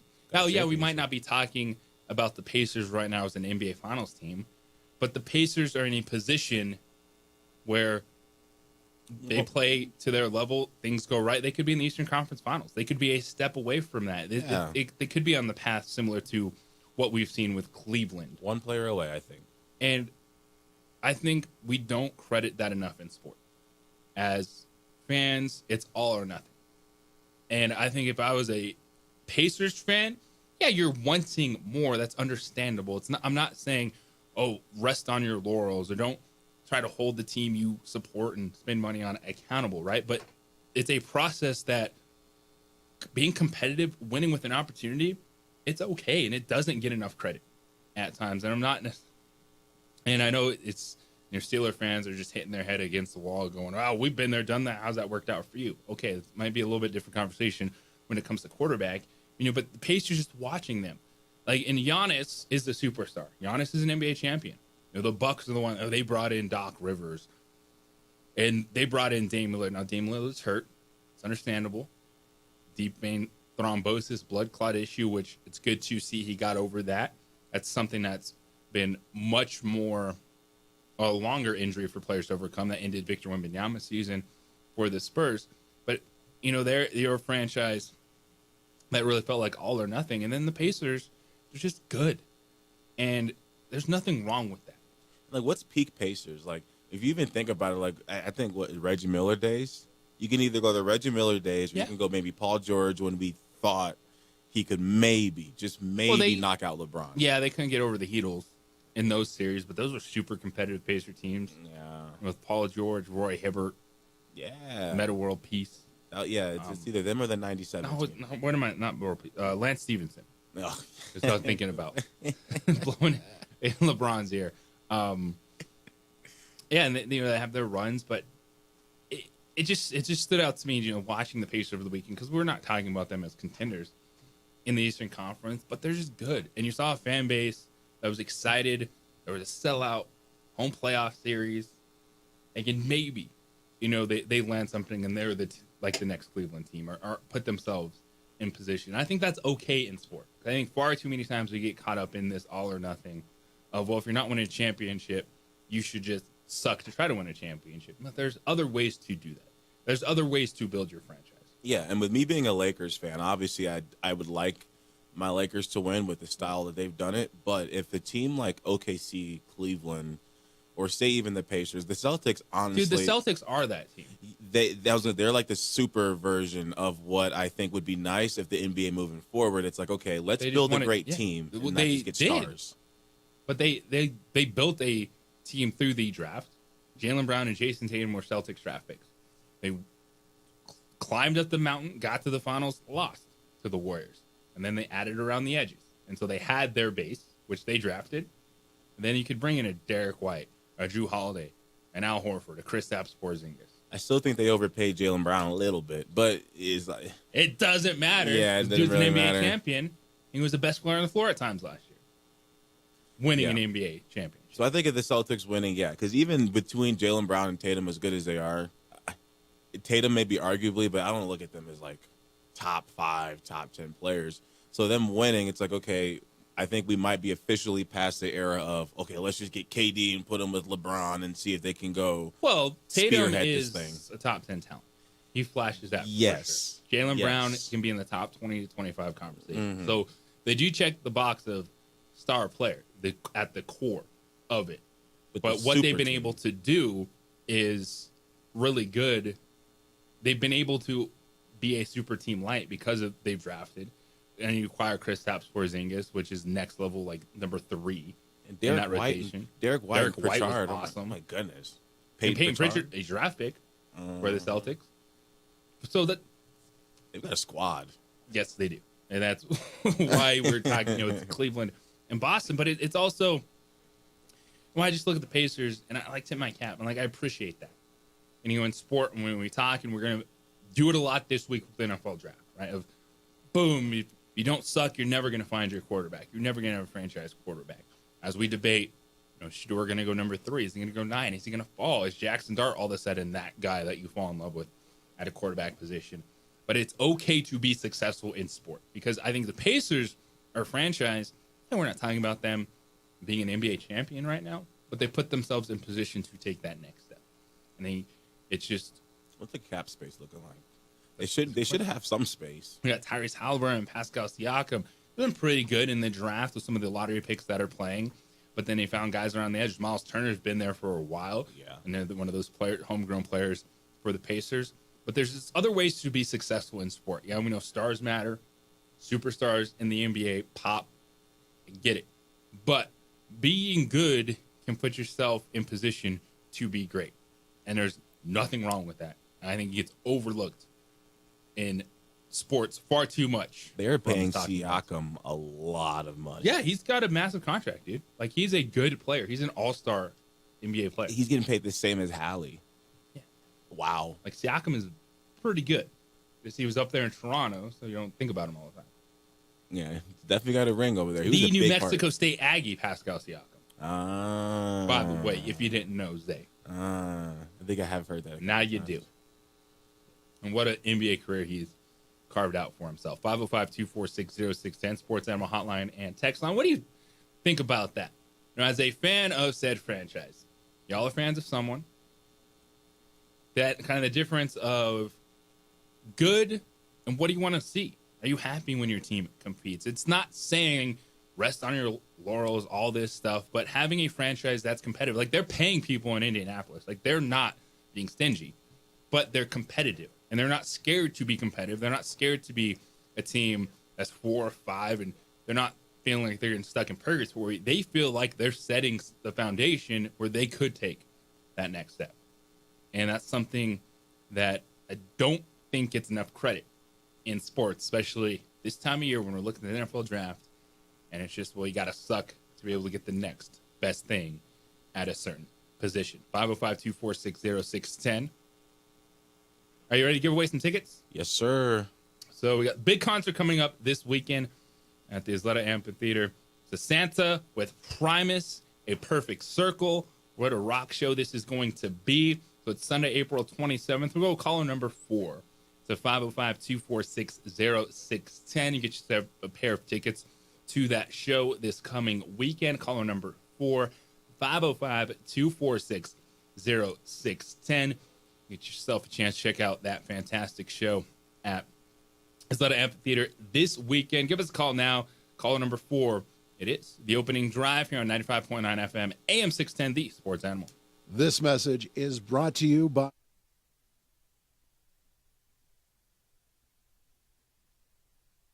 We would like to thank the following sponsors for making this broadcast possible. Albuquerque's leader in sports is ProView. From pros to prep, all your favorite action.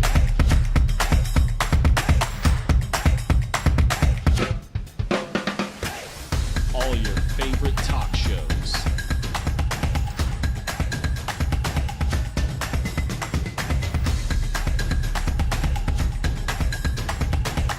Find it on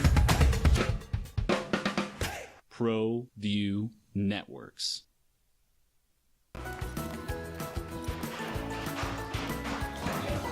Got shots?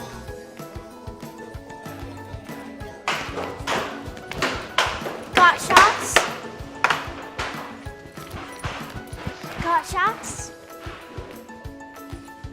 During Got Shots, participating providers open their doors for any child who presents for immunizations, regardless of whether they are a patient or whether they have insurance.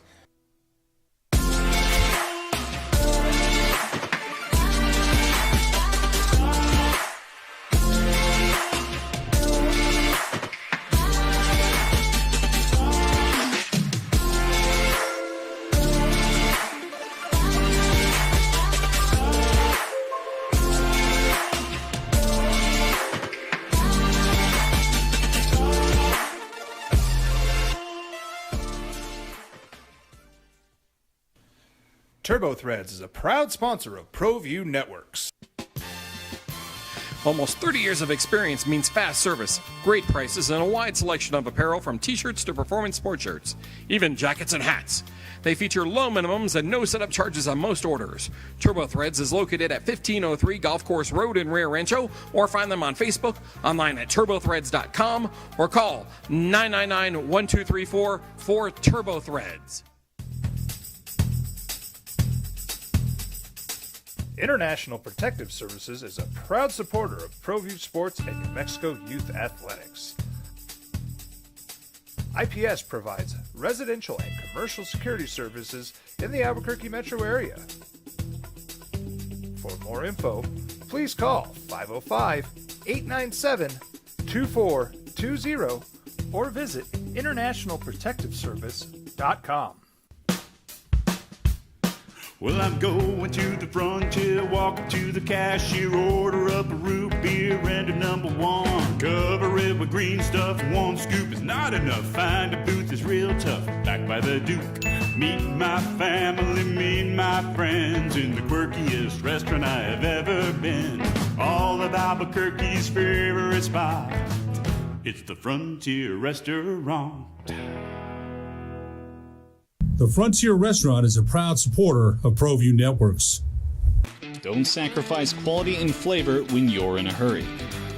Golden Pride offers ribs, fried chicken, red and green chili breakfast burritos, and Frontier sweet rolls.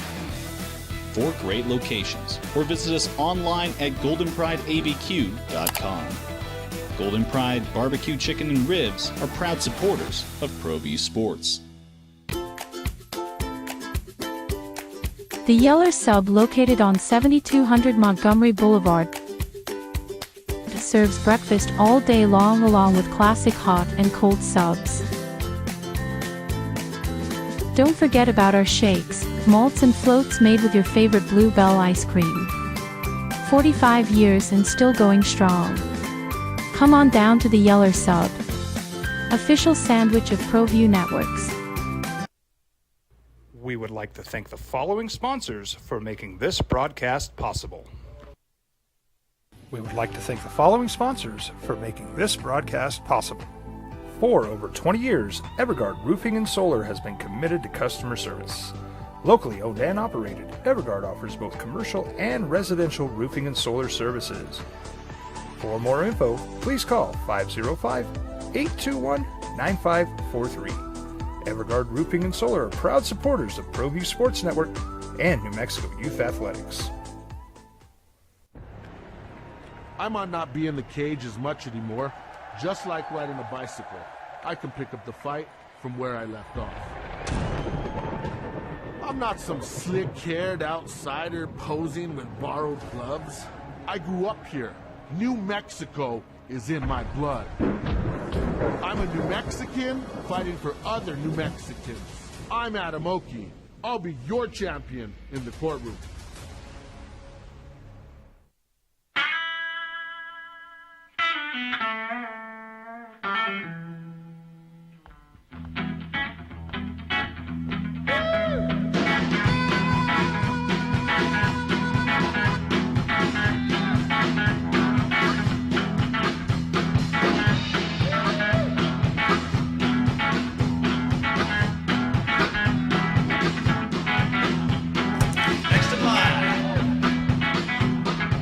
Rudy's is a proud supporter of ProView Networks.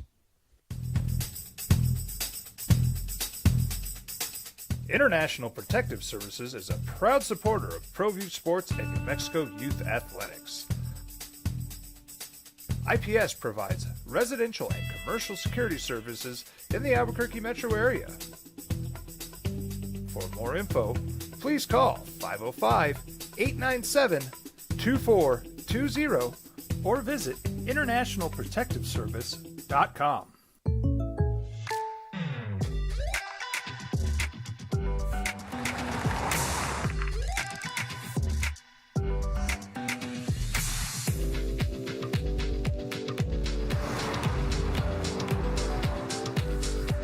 For your surprisingly great rates, contact your local State Farm agent today. If you want the real deal, call State Farm agent Marty Size in Albuquerque today. Like a good neighbor, State Farm is there. Hi, my name is Daniel Chavez, and this is my business partner, David Chavez. We are the owners of Indeed Safety.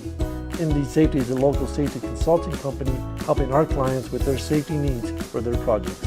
One of the things we pride ourselves as a construction safety company is helping our men and women in construction get home safe every day to their families. Indeed Safety is a proud supporter of ProView Network.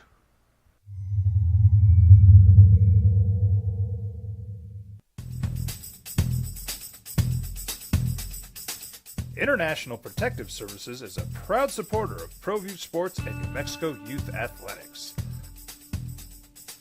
IPS provides residential and commercial security services in the Albuquerque metro area. For more info, please call 505-897-2420 2420 or visit internationalprotectiveservice.com. I'm Dave. The best player on the floor in game one. Talking about Cade Cunningham. I like the Knicks in the series. I thought Cade Cunningham was going to make a statement. Well, game one, he goes 21, 6, and 12. 8 of 21 from the field. Pistons had 3 dudes score 20-plus points. But the Pistons got a wake-up call at the worst moment in that game. It's opening drive here on 95.9 FM, AM 610, The Sports Animal. JJ Buck as A. Johnson with you. So the Knicks were victorious 123-112 over the Pistons, who played well in game one. But that moment, 21-0 fourth quarter run propels the Knicks past the Pistons. Jalen Brunson scored 34 points. Cam Payne stepped up off the bench. Talking about role players, at 11 of his 14 in the fourth quarter. Brunson's a dog. He's been there, done that.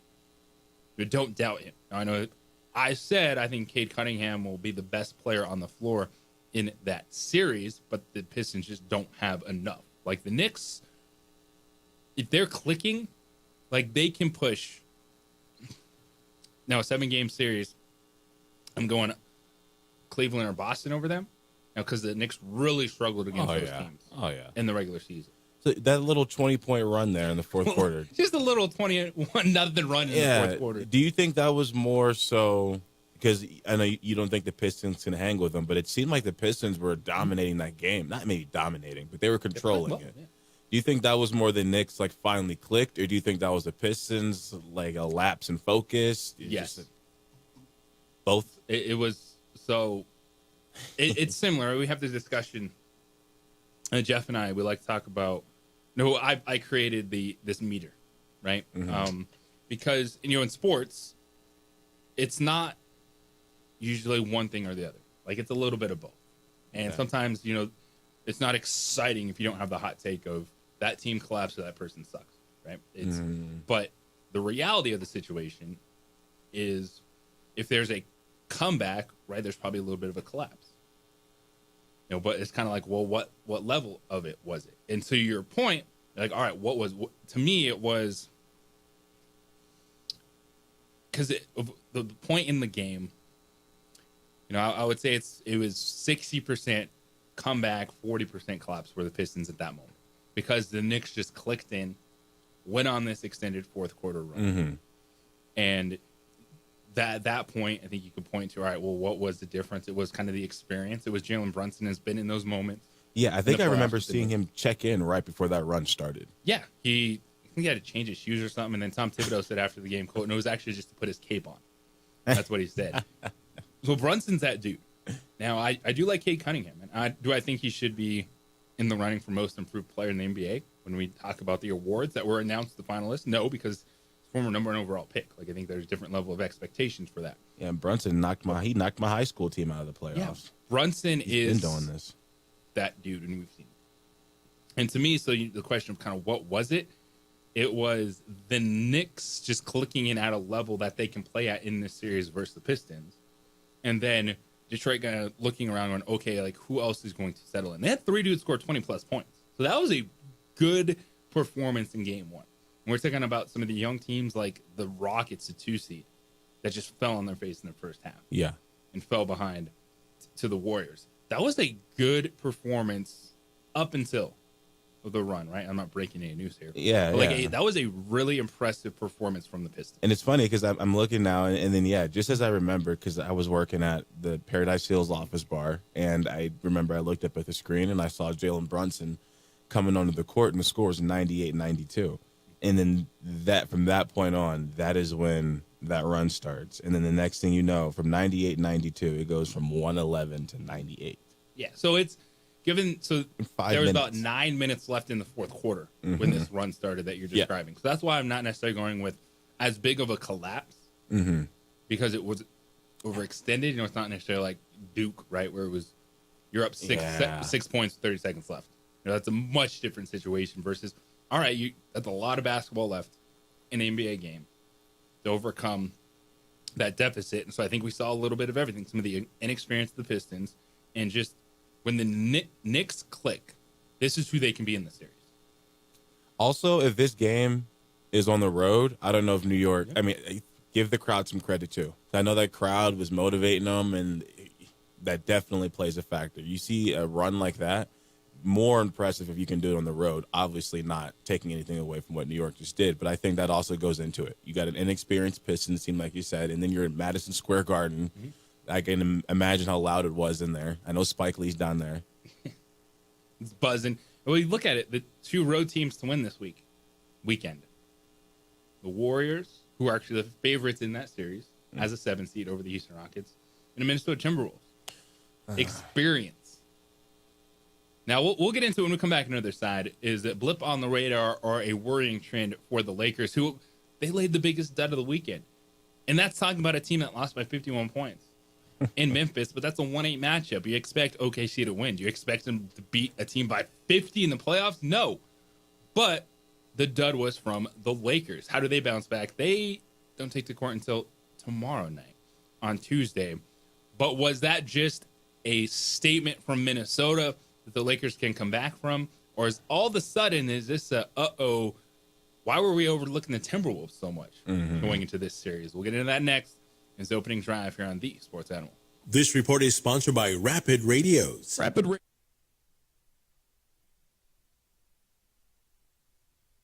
We would like to thank the following sponsors for making this broadcast possible. You followed him from the first day he signed with the team. You remember the day he poured in 63 points? The night he played a sold-out concert to 30,000 people. The day he gave his infamous speech. That's why you believe in heroes. That's why you remember and collect their memorabilia.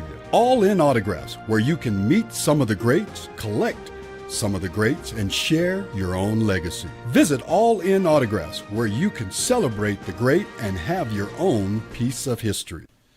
TurboThreads is a proud sponsor of ProView Networks. Almost 30 years of experience means fast service, great prices, and a wide selection of apparel from t-shirts to performance sport shirts, even jackets and hats. They feature low minimums and no setup charges on most orders. TurboThreads is located at 1503 Golf Course Road in Rio Rancho, or find them on Facebook, online at turbothreads.com, or call 999-1234 for TurboThreads. International Protective Services is a proud supporter of ProView Sports and New Mexico Youth Athletics. IPS provides residential and commercial security services in the Albuquerque metro area. For more info, please call 505-897-2420 or visit internationalprotectiveservice.com. ProView Networks would like to thank the following sponsors for making this broadcast possible. Hans Whitler Automotive, German car maintenance and repair in Albuquerque, New Mexico. Call 505-294-7684 or visit hanswhitlerauto.com. Hi, my name is Ruben, and I'm with the New Mexico Educational Assistance Foundation. We are proud sponsors of high school and college sports. Either college or trade, we can help you find the funding you need. Go to nmfafsa.org. That's nmfafsa.org. We would like to thank the following sponsors for making this broadcast possible. High school sports are back. You can watch every ProView Network broadcast online on the NFHS network. Every moment from every game from every sport, including all NMAA state championship games. Get your monthly pass now. Just go to ProViewNetworks.com, click on the NFHS logo, and sign up today. Watch New Mexico's best. From the Sandia foothills to the banks of the Rio Grande, generations of families remain. For 5 generations, Gallus Chevrolet has handed down values written in stone, leading the way under sun-filled skies, past the vintage glow of Route 66. Built by generations past, built for generations to come. This is New Mexico. This is Gallus. We would like to thank the following sponsors for making this broadcast possible.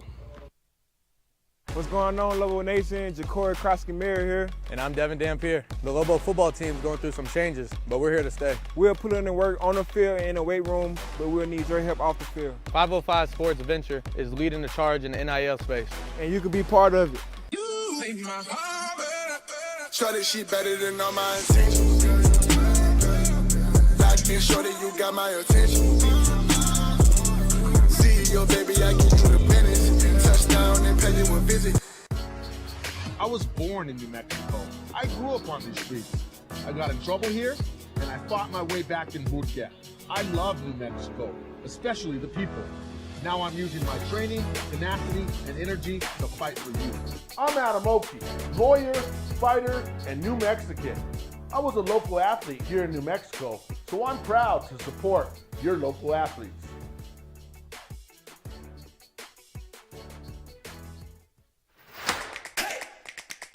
Albuquerque's leader in sports is ProView. From pros to prep, all your favorite action.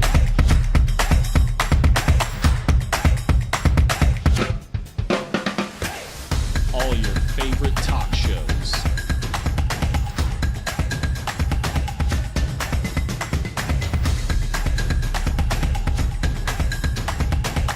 Find it on ProView Networks.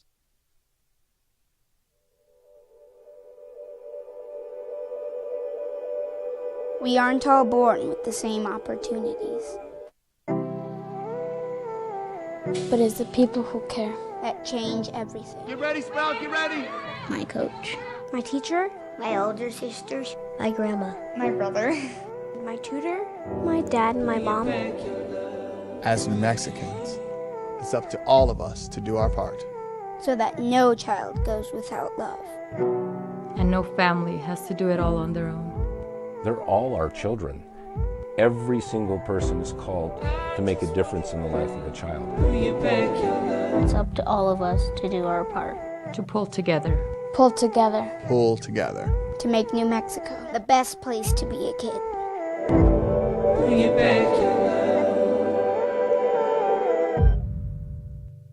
These days, it's important to know people and businesses you can trust. There's a lot of places where you can buy a vehicle, but there's only a few local dealerships where you'll find honest people who have your best interests in mind. And Fiesta Kia is one of them. We've been helping our neighbors save money and drive dependable cars for years, and we'd love to help you. With new Kias arriving daily, you'll love our selection and the peace of mind you'll get driving a Kia from Fiesta. So stop by and see us today at Fiesta Kia on Lomas, or just start driving now at fiestakia.com.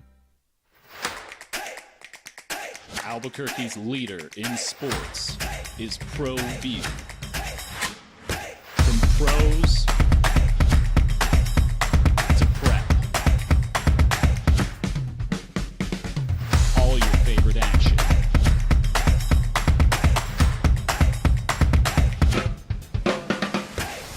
All your favorite talk shows.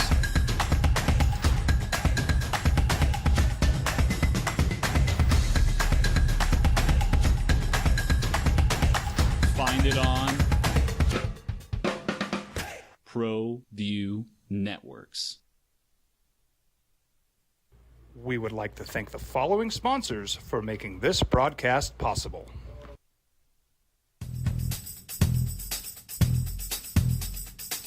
International Protective Services is a proud supporter of ProView Sports and New Mexico Youth Athletics. IPS provides residential and commercial security services in the Albuquerque metro area. For more info, please call 505-897-2420 or visit internationalprotectiveservice.com. Ready physically? They might have been there mentally, but they weren't ready physically. You got LeBron James and Luka Doncic. There should be zero question that you're ready to go in the NBA playoffs. In Minnesota, you know they got that dude, that dog in Anthony Edwards, but it really wasn't him. It was everyone else. It was the role player game for Minnesota. Jaden McDaniel scores 25 points. Naz Reid off the bench, 23 points, 6 3-pointers. So you know the Lakers are going to adjust. It's going to be better for the others. I'm looking at you, LeBron, and Austin Reeves offensively. But watching that game, Zay, what was your biggest takeaway about the Lakers in Game 1? Players got to make shots. And by the way, I would rather hear that my team was not ready mentally than they weren't ready physically. Physically, it's like, well, how do you know they weren't just bigger and stronger? I mean, you look at the roster and you can make that argument. You can make that argument that the Timberwolves are a bigger roster, that they are a deeper team. So it's not as easy as just saying, oh, if you hear a football coach say we got out physical. It's way different in the basketball world. So that's a red flag. But the players got to make shots. The supporting cast has to make shots. LeBron's been able to let Luka have a good first 3 quarters, and then LeBron usually doesn't have to turn it on until the 4th quarter if it's needed.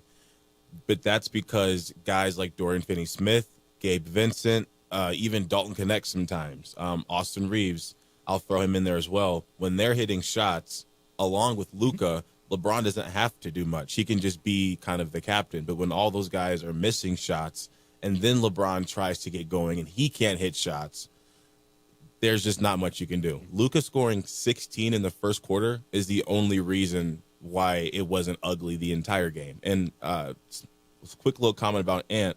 Again, there was a little stretch there when he got hurt. And as soon as he went hurt, the Lakers went on a 10-0 run. Ant comes back into the game after getting his ankle taped up, whatever, he got done. They immediately stretched the lead back out. So the Lakers have got to figure out, just how to stop the Timberwolves supporting cast. I'll take Anthony Edwards scoring 40 over 11 for 13. Yeah, it was a role player game for Minnesota, and their experience. And again, I understand. It's the Lakers, it's the brand, it's LeBron, it's Luka Doncic. Like, there's no reason to question them. But when you take a step back, and it was just 1 game difference in the regular season. Like, yeah, it's a 3-6 matchup, but the Lakers won 50 games, Minnesota won 49. And I think we got to remind ourselves, we were talking about those races and how tight it was in the Western Conference and how many teams we thought could go on a run. Maybe we weren't putting Minnesota in that conversation, but this isn't a pushover series by any stretch for the Lakers, even if they're favored. And yes, you like what you got with Luka Doncic and LeBron James. And Austin Reeves has been put in that conversation of someone you trust over everyone else. Like, he's not just a role player. Yeah, that's what really hurt about his game. It hurt because that's something in the past that's been his knock, is that, okay, you're seeing his great regular season, and we want to see him do it in the playoffs, and the first game was a bad look. So I need Austin Reeves. If he doesn't play up to par, the Lakers are not the Lakers we've been seeing. Yeah, then you're looking at, this could go 6 or 7 because Minnesota has the experience to match the top level experience of the Lakers. Mm-hmm. They have the size. When you look at Naz Reid coming off the bench, he's a backup 5, power forward, stretch the floor, get your buckets with an edge. Julius Randle, you run down the list. Like, this is a really interesting series. I understand how the conversation could just skew to the Lakers so far, but you look at the Lakers, they're going to need to do what the Warriors did, and that's have your 2 best players just take over for the entire game. Game 2, Lakers and T-Wolves. We still got a lot to break down with the Game 1 reaction from over the weekend in the NBA playoffs. We come back on the other side. Lobo basketball had a new commitment from a young guard over the weekend. Who do they get? And what does the roster look like for Eric Olin at this moment and time? It's Opening Drive here on 95.9 FM, AM 610, the Sports Animal.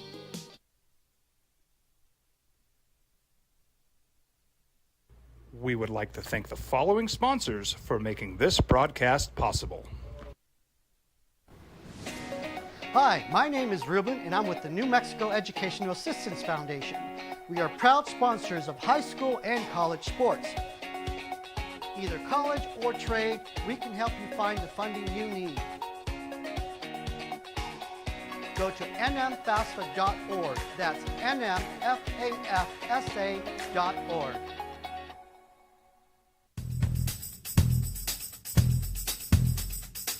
International Protective Services is a proud supporter of ProView Sports and New Mexico Youth Athletics.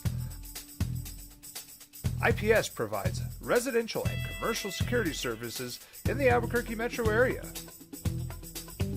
For more info, please call 505-897-2420 or visit internationalprotectiveservice.com.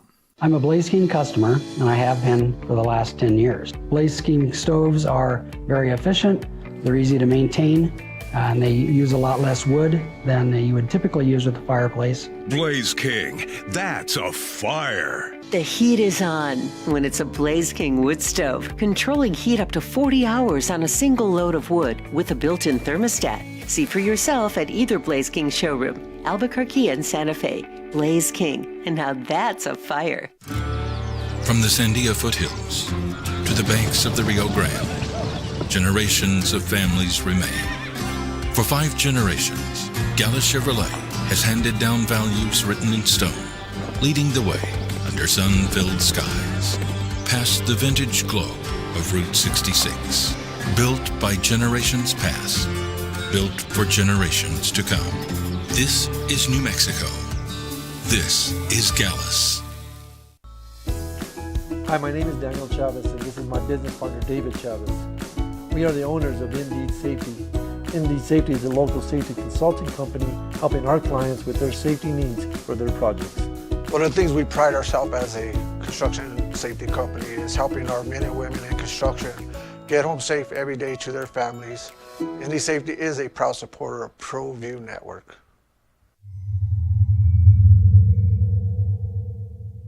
ProView Networks would like to thank the following sponsors for making this broadcast possible. Hans Whitler Automotive, German car maintenance and repair in Albuquerque, New Mexico.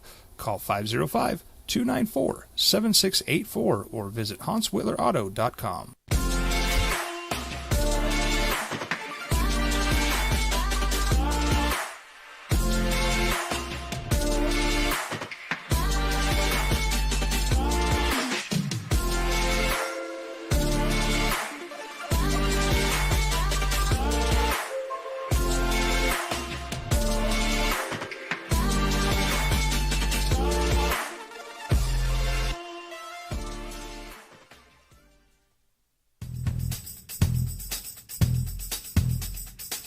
International Protective Services is a proud supporter of ProView Sports and New Mexico Youth Athletics. IPS provides residential and commercial security services in the Albuquerque metro area. For more info, please call 505-897-2420 or visit internationalprotectiveservice.com. Turbo Threads is a proud sponsor of ProView Networks. Almost 30 years of experience means fast service, great prices, and a wide selection of apparel from t-shirts to performance sport shirts, even jackets and hats. They feature low minimums and no setup charges on most orders. Turbo Threads is located at 1503 Golf Course Road in Rio Rancho, or find them on Facebook, online at turbothreads.com, or call 999-1234 for Turbo Threads. You followed him from the first day he signed with the team. You remember the day he poured in 63 points? The night he played a sold-out concert to 30,000 people. The day he gave his infamous speech. That's why you believe in heroes. That's why you remember and collect their memorabilia. All in autographs, where you can meet some of the greats, collect some of the greats, and share your own legacy. Visit All In Autographs, where you can celebrate the great and have your own piece of history. Well, I'm going to the frontier, walk up to the cashier, order up a root beer and a number one. Cover it with green stuff, one scoop is not enough. Find a booth is real tough, back by the Duke. Meet my family, meet my friends in the quirkiest restaurant I have ever been. All of Albuquerque's favorite spot, it's the Frontier Restaurant. The Frontier Restaurant is a proud supporter of ProView Networks. I'm David C. Chavez, personal injury attorney. For over 4 decades, our law firm has remained steadfast in our commitment to serving the remarkable people of New Mexico that have been injured through no fault of their own. I'm a New Mexican fighting for New Mexicans. I received my bachelor's degree at NMSU and earned my law degree at UNM. I can proudly say I'm both an Aggie and a Lobo. Call now and I will meet with you. 40 years strong, and we're still as local as red and green.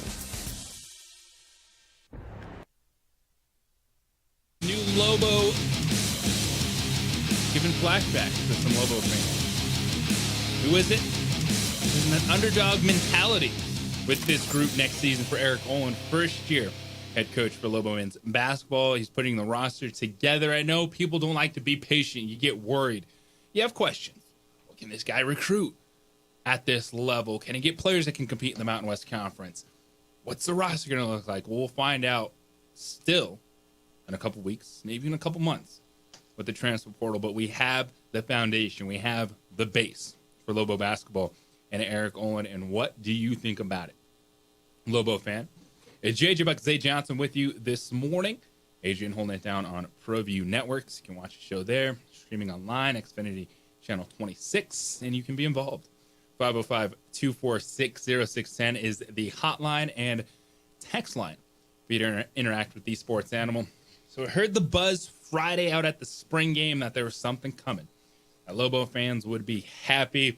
On Saturday morning, came official. Uriah Tenetti, 5'10" guard from Prescott High School in Arizona, committed to Lobo basketball. Tenetti, an outstanding scorer in his high school career. We're talking 31 points per game his junior year, 29 points per game his senior season. But it's the athleticism that jumps off the charts. 5'10" guard, throwing it down in transition. And when you put him in the backcourt with what is going to be an addition of a veteran guard, when is that going to happen? Don't know for sure, but you know that's next. With the wing presence that the Lobos will have with some of their other additions, you see the foundation for what Eric Olin wants to do. Now, Tenetti, I hope I'm pronouncing it right. Uriah Tenetti. Like I said, pronunciation guy's going to be money when I get that. But looking at the highlights, a lot of people going, you know what? This has kind of a Jalen House vibe.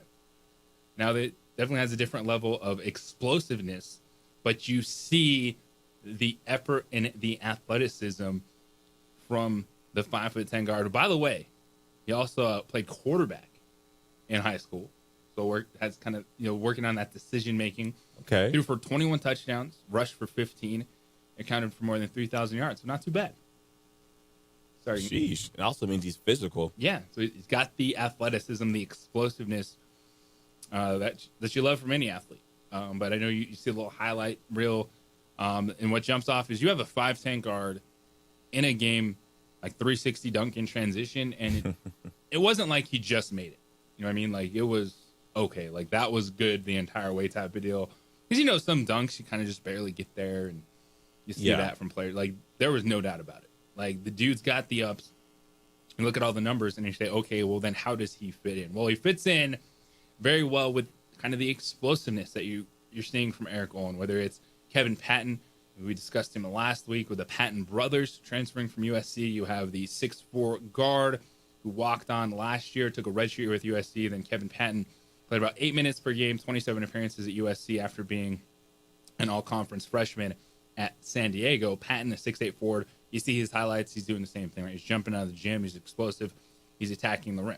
You combine that with Uriah coming in, an explosive guard, and you see, all right, the athleticism that Olin wants to translate defensively. And one of the things with UCSD, outstanding defensive metrics. And I get it's 5'10", and we had this discussion last few years when it was Mashburn and House and Denton as just being too small. No, they're not going to be too small. Like, it was one guard in the rotation. I expect them to add an experienced guard, but that's some of the most expensive pieces now. It's what the Lobos need to really wrap up a quality starting lineup. It's a 5 and then an experienced point guard, but those are, as we've discussing over the last couple weeks and the stories coming out, Kevin Sweeney just referencing his Sports Illustrated article last week about where the transfer portal is. Most expensive players right now are point guards and good forwards or centers. Yeah, centers. That's one thing that will always be in the market is a good point guard and a good center.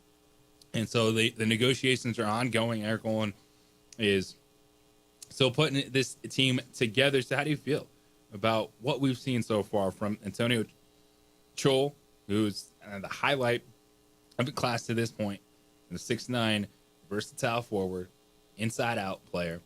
You got the Patton brothers coming in. Eyes are on Kevin, but we'll see what his younger brother can be as a 6'4" guy, some size on the perimeter. Jake Hall, the freshman 6'4" shooter, scorer coming out of Carlsbad, California. And with Hall and Tonetti, they were both committed to Olin at UCSD. Hall was much quicker to commit to UNM, but Uriah eventually still did follow Olin to the Lobos. You like that there. Of course, Chris Howell is the veteran wing player with 1 year of eligibility left. All conference defensive level player, 6'6" on the wing, so he's going to be able to set the tone, the foundation for what Eric Olin wants to do defensively. Milos Vincentich, 6'7" forward, good shooter at the JUCO level, shot over 40% in 75 games. Went to UCSD, got hurt the first game of the season, so he took a medical red shirt, so did not play. He's got 1 year of eligibility left, and he's going to be another good piece of the puzzle for Eric Olin. So we see the roster at this point in time. We know more is coming. So how you feeling? Everyone gets anxious, you get a little worried. It's early, but the process is going to play out. There's still plenty of players looking for places to go. A lot of negotiations going on when it comes to the name, image, and likeness deals, trying to land the final pieces to a lineup and then the depth that you need in your roster. 505-246-0610, the Sports Animal Hotline and text line this morning. So Nelly Jr. Joseph, he's not in the transfer portal. He is trying to go pro. And I know the discussion last week has a lot of people scratching their heads of, wait, Mustafa Amzil and CJ Nolan were in the transfer portal? You're not alone. There's other players that have exhausted their eligibility and are in the transfer portal. Like, how does that work? How could that even be a thing? Well, most of the dudes that have exhausted their eligibility are looking at what's next. Whether it's NBA draft, G League, finding a spot to play overseas. So Nelly Jr. Joseph, he's got the athleticism, decent touch inside around the basket. Like, I haven't felt he's a top 60 player, and that means you're getting drafted. But Nelly Jr. Joseph is going to be on a summer league roster. Nelly Jr. Joseph is going to get an opportunity this summer. I don't think he sneaks into the draft, but Nelly is going to be in Vegas, is going to be playing summer league basketball. Now, Nelly participated in the Portsmouth Invitational. The Portsmouth has become a tournament where you see a lot of veteran college players go. A lot of guys, 3-4 year careers, and a lot of graduate players that are really good but might not get the buzz or the hype. When you look at the NBA draft and the lottery picks, you got your Cooper Flag, etc. But this Portsmouth has been a good destination for players to go compete. And we do see draft picks come out of the Portsmouth Invitational. We do see NBA players plenty come out of the Portsmouth. Well, Nelly played in the Portsmouth last week, and he was the MVP. In 3 games, he averaged 17 points, shot 67% from the field, 77% from the free throw line, had 7 boards, 1.3 steals, and 1 blocks. Like, Nelly is a guy that is going to get looked at this summer. He's intriguing because of that athleticism. He can switch some on the perimeter. Don't see him getting drafted, but I see him playing summer league basketball, just the physicality, the athleticism that he has. And that's a good spot to make your mark when there's a lot of experienced players in the Portsmouth, guys that are going to be getting deals, whether it's 2-way deals, G League contracts, and go out there in a 3-game set and be the MVP, show off your skills. That's big. And these are things that you look at, and Nelly coming over from Iona, making his mark at the University of Mexico, and now trying to go pro. You'd love to see it. Right there. Good for Nelly. Yeah, and he has the skills to be a good rotational big man. Is that at the NBA level? I know, could he be on the end of a roster for a little bit? It's entirely possible. But I expect to be watching Nelly play summer league basketball. I think that's for sure. Don't know if he slides into the top 60 of the draft, but you have a performance like that against a bunch of experienced players, and that bodes really well for Nelly Jr. Joseph. 505-246-0610. That's Sports Animal hotline and text line for you this morning. We come back on the other side. What are some trends you need to watch out for this week? The NFL draft round 1 is Thursday. It's smoke season. It's buzz season. But the wild card of the first round will be who? We'll hit that next here on the Sports Animal. You're listening to the Jim Rome Show. For the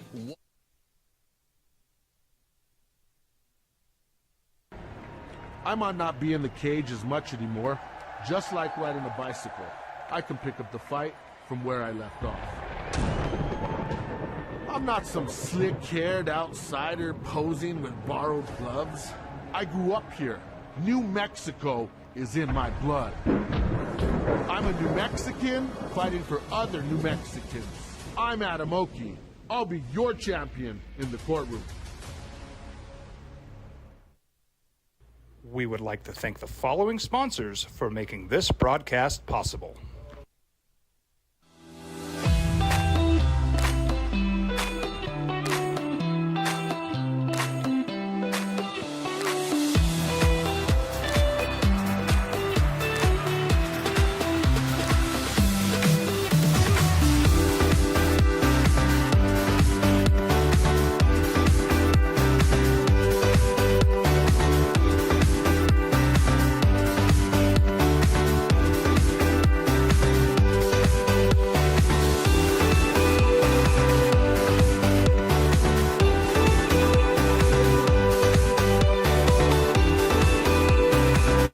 Don't sacrifice quality and flavor when you're in a hurry.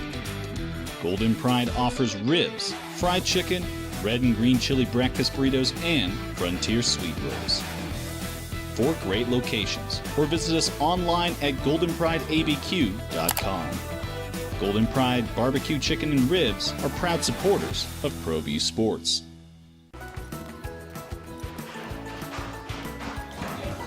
Got shots?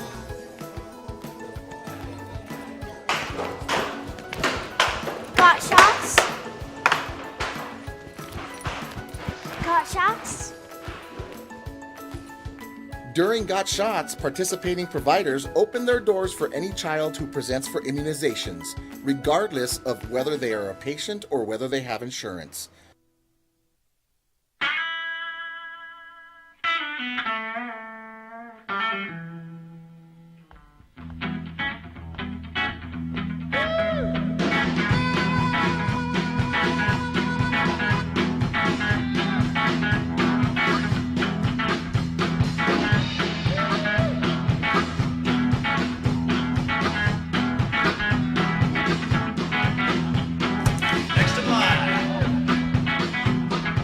Rudy's is a proud supporter of ProView Networks. I'm David C. Chavez, personal injury attorney. For over 4 decades, our law firm has remained steadfast in our commitment to serving the remarkable people of New Mexico that have been injured through no fault of their own. I'm a New Mexican fighting for New Mexicans. I received my bachelor's degree at NMSU and earned my law degree at UNM. I can proudly say I'm both an Aggie and a Lobo. Call now and I will meet with you. 40 years strong, and we're still as local as red and green.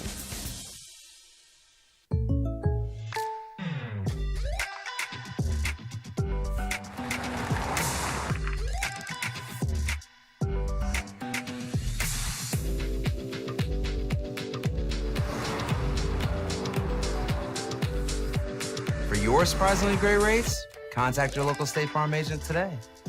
If you want the real deal, call State Farm agent Marty Size in Albuquerque today. Like a good neighbor, State Farm is there. International Protective Services is a proud supporter of ProView Sports and New Mexico Youth Athletics. IPS provides residential and commercial security services in the Albuquerque metro area. For more info, please call 505-897-2420 or visit internationalprotectiveservice.com. Albuquerque's leader in sports is ProView. From pros to prep, all your favorite action.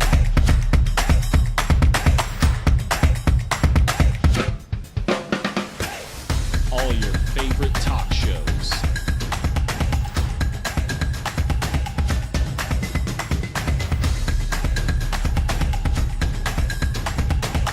Find it on ProView. You followed him from the first day he signed with the team. You remember the day he poured in 63 points? The night he played a sold-out concert to 30. Is Jackson Dart going to catch the fancy of someone, and could he be the number 2 quarterback taken in the draft? And if Dart goes, then I think we hit the over on 2.5 quarterbacks selected in the first round, because someone's going to take Shedeur Sanders. But what is there to believe? Where should Shedeur go in the NFL draft? Because that will really kick things off on Thursday night. Round 1 is this week. JJ Buck St. Johnson with you here on the Sports Animal, 505-246-0610, Sports Animal Hotline and text line. So Shedeur Sanders, who just had his number retired over the weekend in Colorado, the Buffalo spring game, Shedeur and Travis Hunter, their numbers are retired. And Deion said, hey, we're a got to have it now generation. We get it. It's done. They are retired up in Boulder. But now we know Travis Hunter is going to be a top 3 pick in the draft. But where's Shedeur Sanders going to go? So it is the wild card at the top of the draft. So many have said that the window could open up at 8 if the Giants do not take him at number 3. Because what does that mean? Well, the Carolina Panthers have the 8th pick. Carolina is not drafting Shedeur Sanders right now. But what they could be doing is then fielding phone calls from interested teams about Shedeur Sanders, because who picks 9th? The New Orleans Saints. Yeah. Well, there hasn't been a lot of momentum coming out of New Orleans that they are intrigued with Shedeur Sanders right now. That was just the given. Well, Derek Carr is looking at having surgery that could affect his availability this season, so they have to go get a quarterback. And that means it's Shedeur Sanders if he's sitting there. Well, if it's not them and teams don't trade up, is it 21? Is it the Pittsburgh Steelers? Like, it's wild that in a league where we're talking about you have to find the quarterback, you have to reach a little bit on these guys. You know, maybe, you're selecting him high in the draft. Is he really that good of a player? No, but a good quarterback means so much more to your team than a good any other position, which is why the need is pushed up with these guys. But it is very intriguing just how wild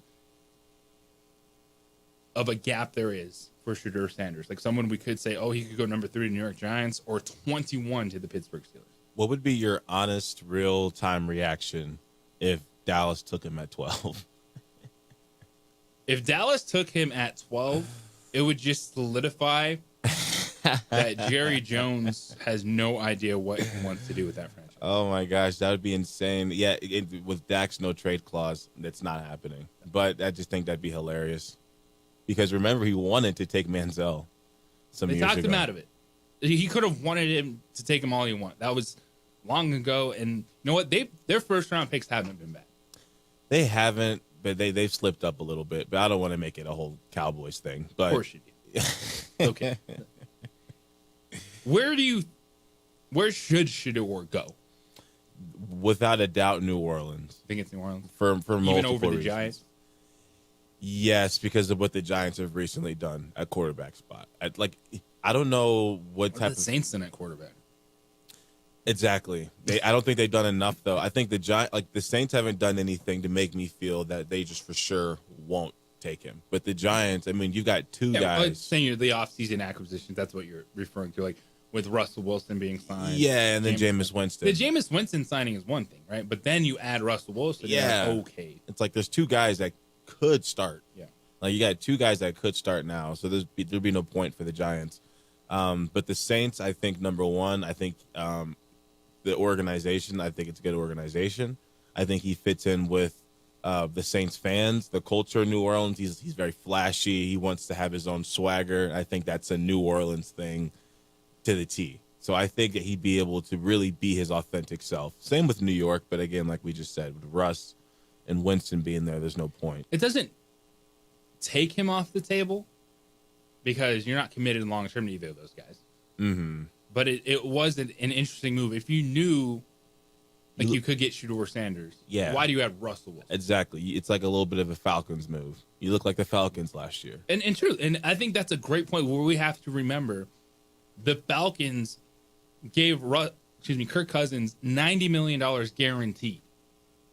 and still went out there and drafted Michael Penix. Yeah.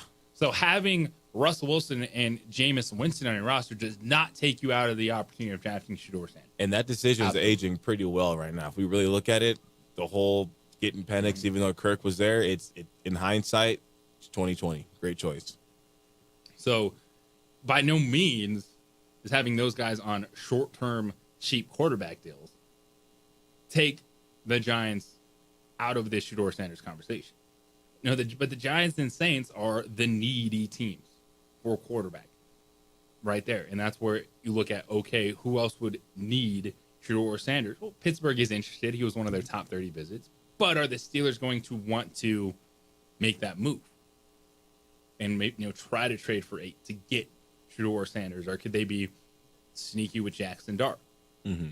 Or go to the second round and you're looking at Jalen Milroe because Milroe is going to be one where he's one of the 17 dudes that's shown up to the draft. That doesn't mean anything. But the NFL tries to invite players to the draft that they know at least are going to be selected in the first 2 rounds.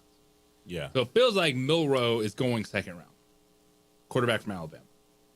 And when you debate the quarterbacks after Shedeur Sanders, Jackson Dart, you're going to hear a lot about him this week in terms of people saying, hey, he should be the number 2 quarterback selected, this or that. Dart,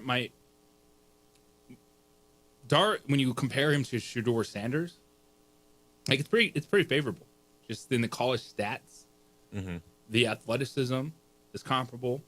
Like Jackson Dart made plays down the field, pushed the football down the field. We know how accurate that Shedeur Sanders is. It's when you get to like Milroe, you have the more, all right, why is Milroe viewed as a second round guy? Well, he's not as polished with the passer as the other two. He's a ridiculous athlete running 4.3.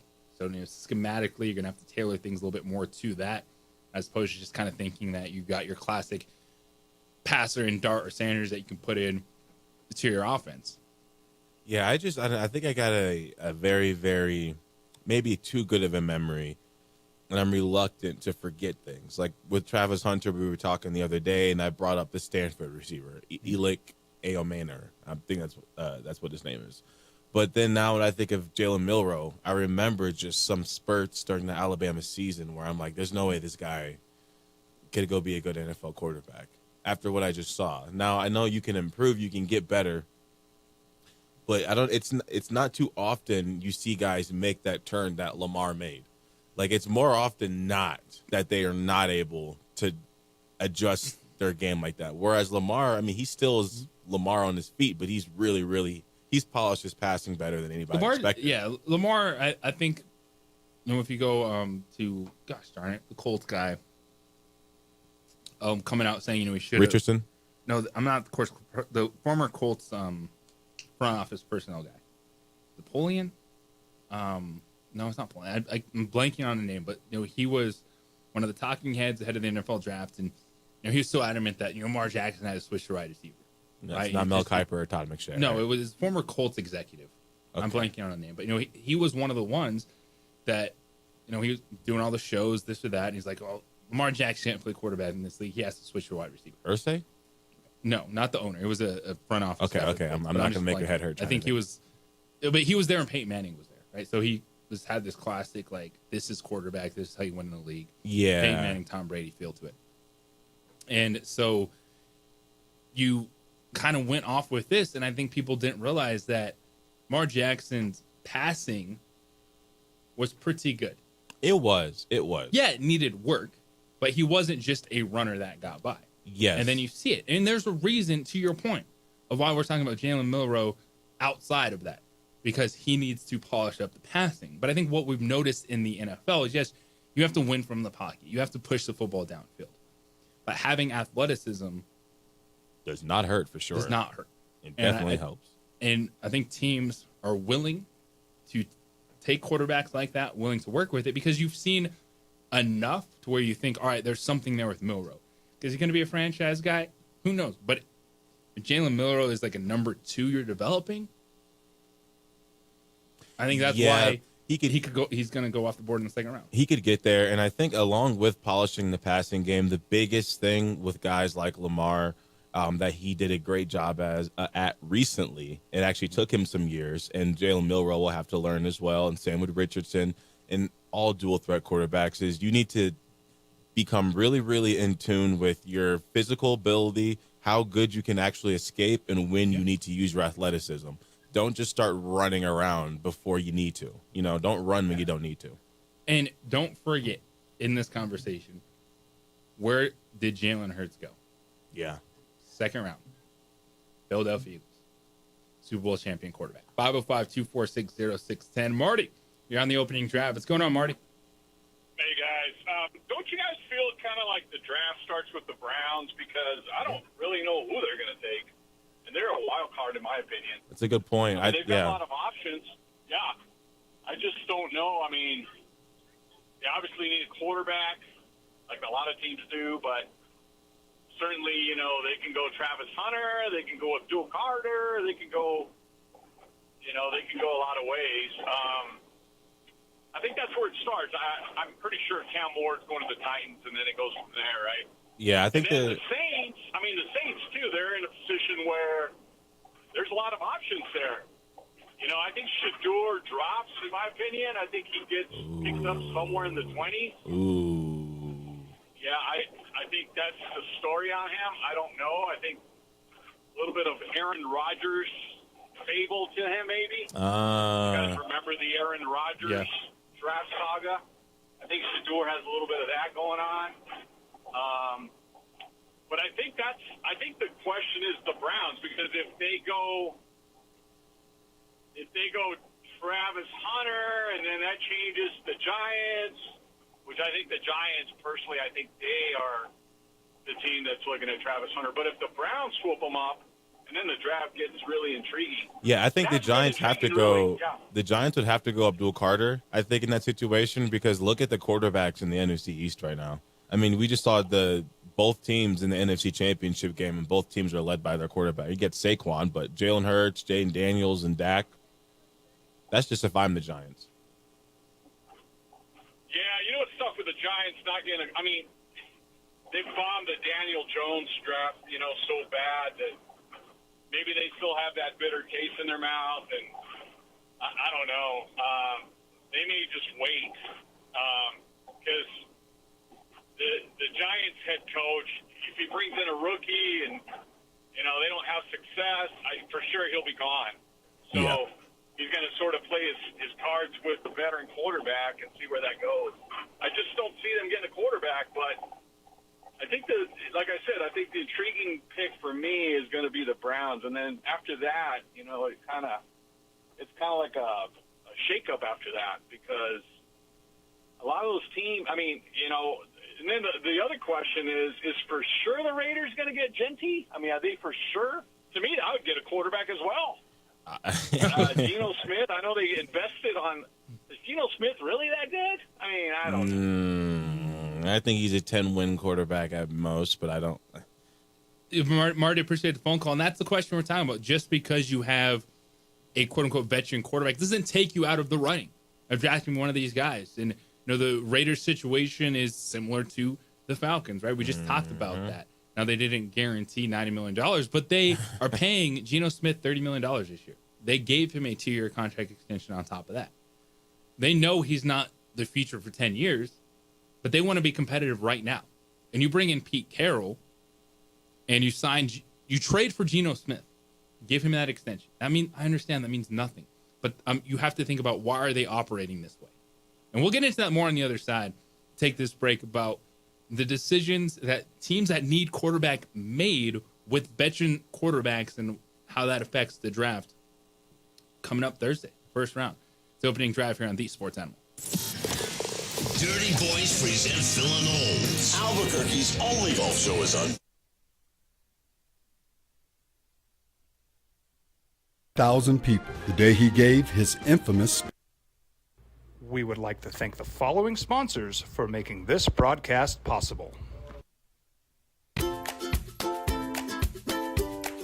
The Yeller Sub, located on 7200 Montgomery Boulevard, serves breakfast all day long along with classic hot and cold subs.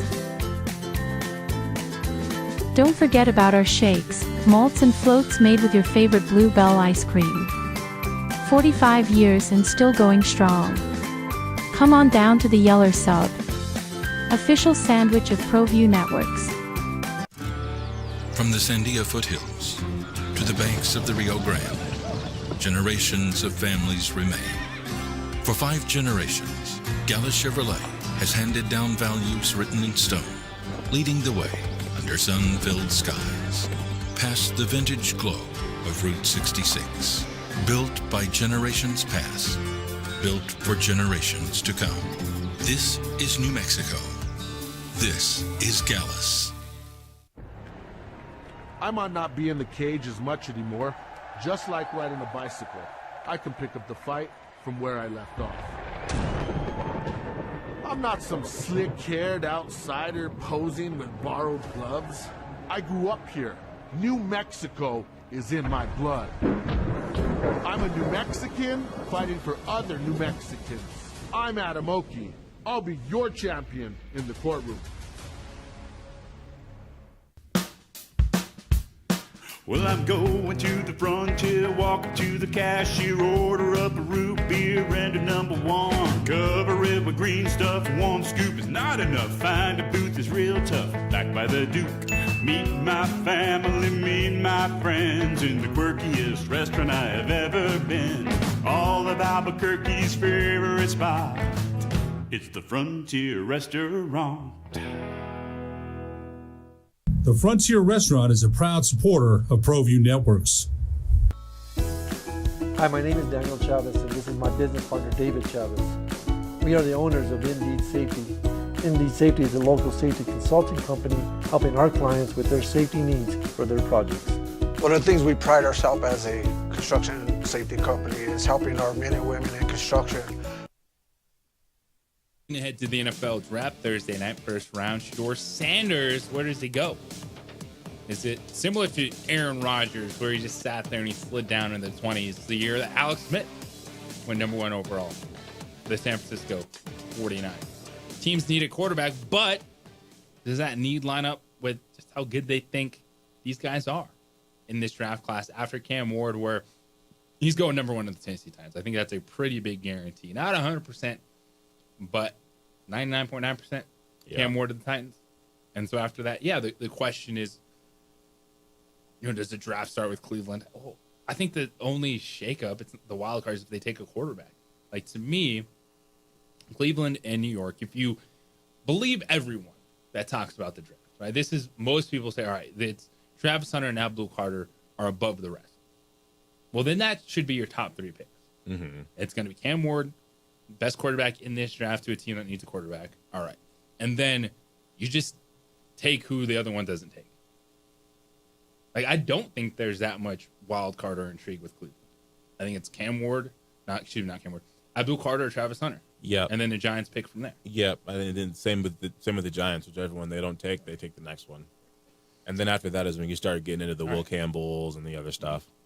And what does the first round look like? So this is updated from Adam Schefter. He has his draft notes, updated intel this morning. And this line I thought was really interesting because it just goes into the conversation we're trying to figure out, all right, what's going to happen with the quarterbacks. And so Schefter writes, it's possible there could be more signal callers selected in the first 8 picks on Friday. That's the second round. Okay. Than there are in the 32 picks on Thursday. Wow. So we're talking the start of the second round is when teams will be attacking Jackson Dart, Jalen Milroe. Who else would be on it? Kyle McCord. Yeah, Gabriel's probably day 3. Tyler Shuck. Yeah, I know we like Dylan Gabriel, but it feels like he's more on the QB3 radar for these guys right now. So that is really interesting. Because then we're like, oh, these teams are just going to be chasing these quarterbacks, pushing them up. Well, it feels like they're chasing these guys at the top of the second round. Well, there's always that chance, someone gets antsy and he trades back into the first round, which changes that.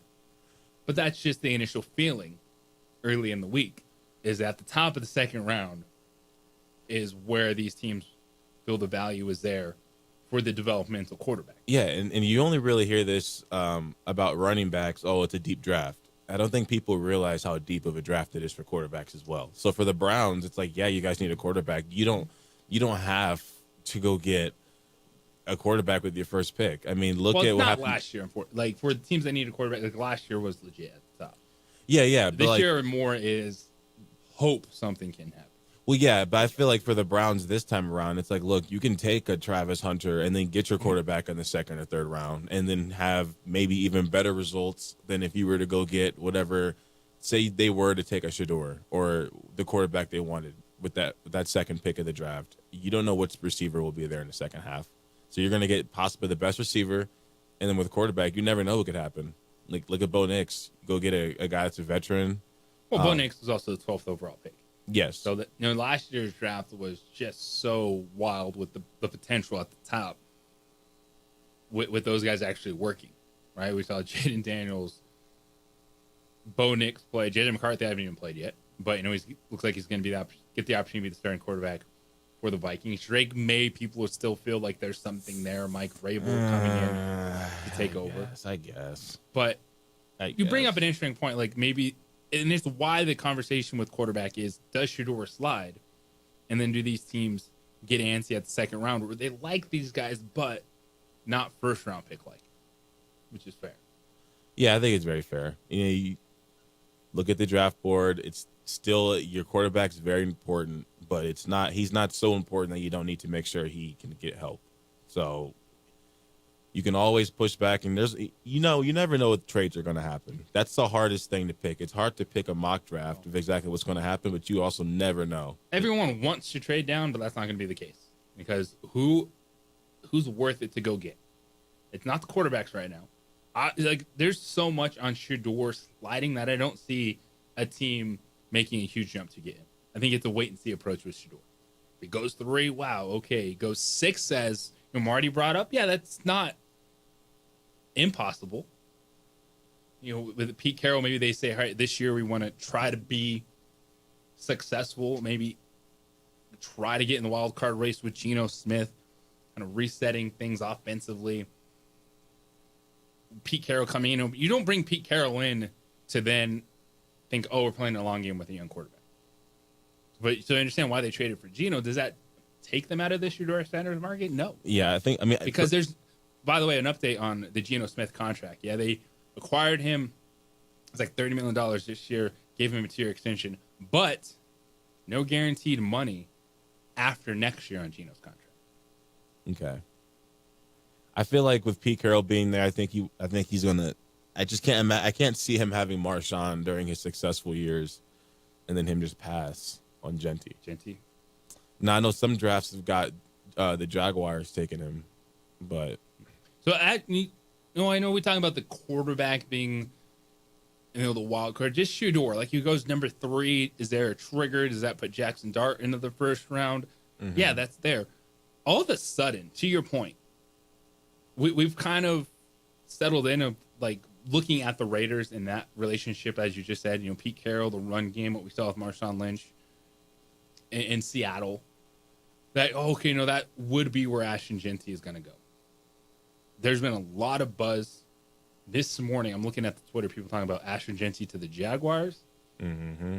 And I'm just pulling up a new mock draft on NFL.com this morning because I'm just trying to get the info, right? What are people saying? Where's it going? And this one has Genty to the Patriots. Like Ashton Genty is in play to be the 4th player selected after the top 3. Absolutely. Because when you're looking at best player available in this draft, like Genty grades out at that level. Yeah. I know running back and forth, and I've been back and forth on it because I'm like, we've seen, what happened, Saquon and the Giants, and did you really maximize the value? Zeke Elliott and the Cowboys, where you look and you go, Zeke early on, he made a difference. Like they got their money's worth out of Zeke Elliott. And people, that's a point you have to really have watched your NFL to know that. It's really easy to look at him now and say, oh, Dallas made that mistake. It's like, no, they had plenty of chances to get the job done with Zeke. That's why I'm buying more and more into believing that, Ashton Genty is kind of that next level back. And I would be good with him going wherever he goes in the first round. And now that Dallas has stuck themselves at 12, it hurts me to hear you say that because I just wish they would have lost. Here we go. Yeah. Right? Here's the conversation. You just want to suck. Think you're going to magically get everyone else. But what I will say, though, is if Genty does fall past 6, which I don't think will happen, my very bold prediction is that Denver is going to jump up and grab him before he can get to Chicago. If he gets past 6, I think Denver's in the position where it's like, look, I can't see who they wouldn't give up to make that transition, because we saw them last year. They had a really close game versus Kansas City during the regular season. And then, of course, the next time they played them, the Chiefs didn't have their starters in. Well, then, and if you're Denver, it's like, all right, Bo Nix is a competitive quarterback. Mm-hmm. You like the upside there, and now he just needs playmakers. Yeah, you get him that. But that's the same thing that if I'm the Patriots, in this scenario, you're like, all right, you have Drake May, Mike Vrabel coming in. Who did Mike Vrabel work with in Tennessee for a while? Derrick Henry, right? The offense built around Henry. So all of a sudden you're like, wait a second, that actually makes sense. Like Ashton Genty makes sense for all these teams. Yeah. And it's it's a draft where the best offensive player is not a wide receiver. It's Ashton Genty. And that's why you can see him go 4, 5, 6, 7, 8, 9, whatever it may be, and then teams potentially getting hungry to try to make a move to get him. Like he could be, when we say quarterbacks chasing the need, what's the value going to be? It could actually be Ashton Genty, as you just said, Zay, as the one teams get antsy for to try to make him. Yeah, he's a pretty big wild card as well. Now, if he gets picked early, that could pull Omarion Hampton to the first round, which I think is going to happen anyways. But yeah, running back, could be the pick at 20 for a team like Denver. Yeah, exactly. So it depends. But Genty has said that Denver's been like really, really heavy on him. Denver could love him. Denver's stuck at 20. Exactly. And so I'm like, Denver. I get you like Ashton Genty, but it's also how much capital is it going to take to get up there? Because it's like a Denver. If you're at 21, it's almost like a Deion situation. Like, why are you talking to this guy? He's not going to be there. It's not a Shedeur with him. He's not falling. So it's like if you guys are heavy on him, you must be weighing the options of trading up, working the phones. Got to be after 6 though. Anything over 6, you're gonna have to give up a lot. I don't. Even if he is that good, is it worth it to your franchise to invest that much in that guy and kind of miss out on some of the other pieces? 505-246-0610 Sports Animal Hotline, and text line is the opening drive here on the Sports Animal. This is Boomer and Science.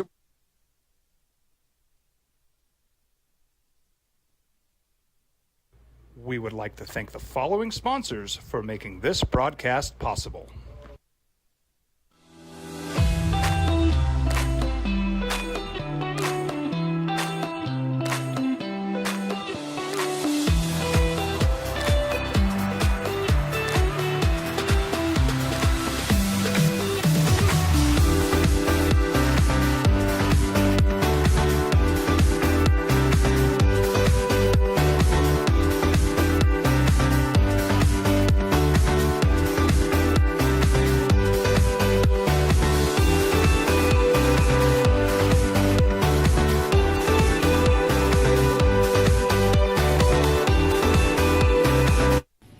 Thank the following sponsors for making this broadcast possible.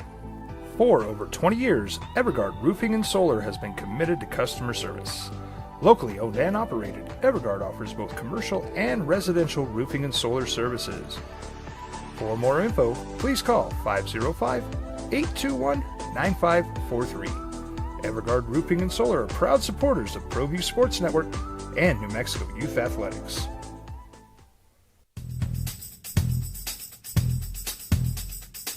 International Protective Services is a proud supporter of ProView Sports and New Mexico Youth Athletics. IPS provides residential and commercial security services in the Albuquerque metro area. For more info, please call 505-897-2420 or visit internationalprotectiveservice.com.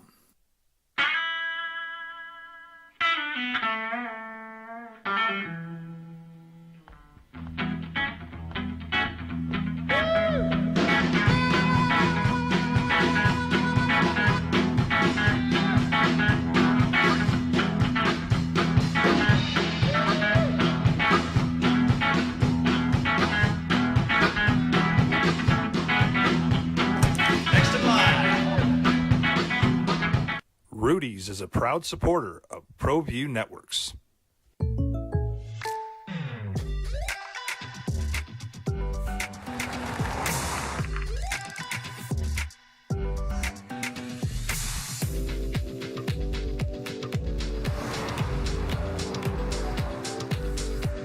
For your surprisingly great rates, contact your local State Farm agent today. If you want the real deal, call State Farm agent Marty Size in Albuquerque today. Like a good neighbor, State Farm is there. I'm David C. Chavez, personal injury attorney. Our law firm was founded by my father, Thibaut J. Chavez, with one goal, to get New Mexicans the help they need. That's why we built a different kind of law firm. We focus on family values, dedicated service, and we make a real contribution by giving back to our communities. We can't change what happened to you or your loved ones, but we can help you get back on the road to recovery. We're by your side, and we're still as local as red and green.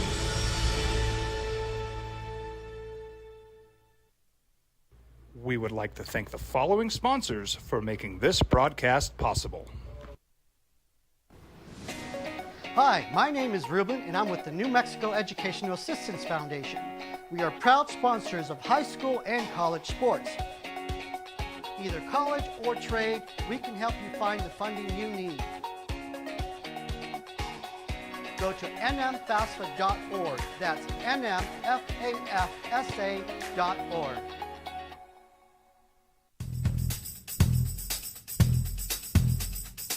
International Protective Services is a proud supporter of ProView Sports and New Mexico Youth Athletics.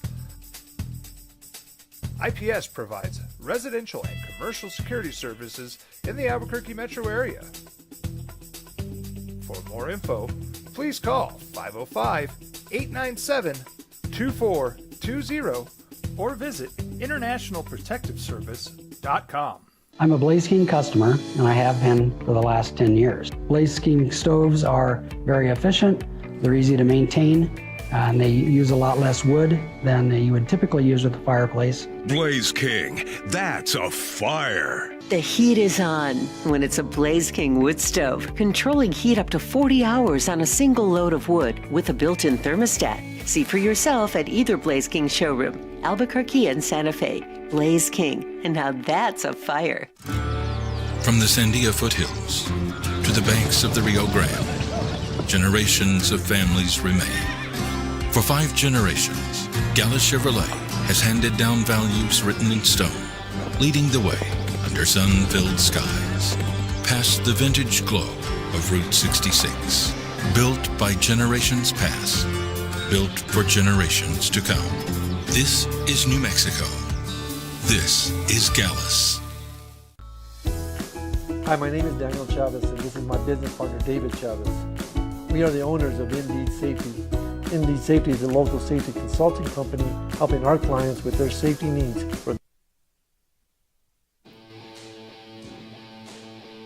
Game 2's tonight, just 2 of them in the NBA. Full slate of NHL action. Playoffs underway. Stanley Cup playoffs, NBA playoffs. Short at New York, the Knicks are 6.5-point favorite. I liked the way the Pistons played.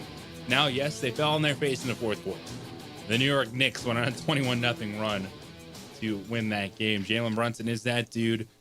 I've said I think Cade Cunningham ends up being the best player in the series, but the Knicks are too much right now for the Pistons. And we'll see what kind of lessons you can learn from game 1 to game 2. If you look at a game like last night, where Houston was awful in the first half, couldn't hit anything, only scored 85 points, but you see, okay, the Warriors, they're going to get everything from Steph Curry and Jimmy Butler. It's not bad, but it also shows like maybe the door is a little bit open for Houston to get back in this series. Do they calm down? Do they hit shots? Because you know what Steph Curry and Jimmy Butler are going to do is they're going to do that same exact thing for 40 minutes. But can you be close enough in a game where you can take advantage of that one possession somehow, some way that Steph doesn't make a play in the fourth quarter? Houston, don't want to say we have a problem just yet. 95-85 lost in game 1, but it will be interesting to see how much you can learn from game 1 to game 2. The best series in the first round, I think, is to be Clippers-Nuggets, because Clippers are going to get all the easy baskets against the different Nuggets. Credit the Nuggets, the effort. They turned it up late in the second quarter as Denver went on a run to close out the first half. They trailed by 15. They closed the second quarter on a 13-2 run, so it was just a 53-49 game at the half. Forced 20 turnovers for the Clippers. But that series, it's wide open. Yeah, and how about Jamal Murray? I think that's everyone's X factor, was how will Jamal Murray play, and that's going to directly correlate to the success of the Nuggets. And you saw what happened as soon as he came to play. And I think what we saw in this series, in this first game, is how the series is going to play out. Now, what helps the Nuggets out is Joker didn't have one of his 38, 17, and 12 games. No, he just had 29, 9, and 12. Yeah, which is like, it's wild how that's like regular for him, right? A rebound away from a triple-double in game one. And it's just like, this is what he does. Like, yeah, he might do that. Yeah, he might be worse. So he didn't get a triple-double. Well, he averaged a triple-double. So, yeah, slow game for Joker. So, yeah, if I'm a Nuggets fan, it's like, okay, we didn't even get the big old explosion from Joker that we're used to. This is his baseline at this point. And you guys still were able to pull out a win. And Murray, we haven't seen it in a while, but he's someone, he can mess around and score 35 points. Yeah, he can go off. And you had 21 points. Aaron Gordon had 25. How about Russell Westbrook was the difference in that game because it was the effort. That's the one thing about Russ. You can talk about his triple-double MVP season, some of the offensive deficiencies he had. In a league that we have too many questions of dudes not playing or, resting all the time, this or that. Like, Russ doesn't do that. And that's what I appreciate about Russell Westbrook, is he plays hard regardless. Yeah. And the Nuggets needed that in that moment. They just needed someone to give effort and the basics of it.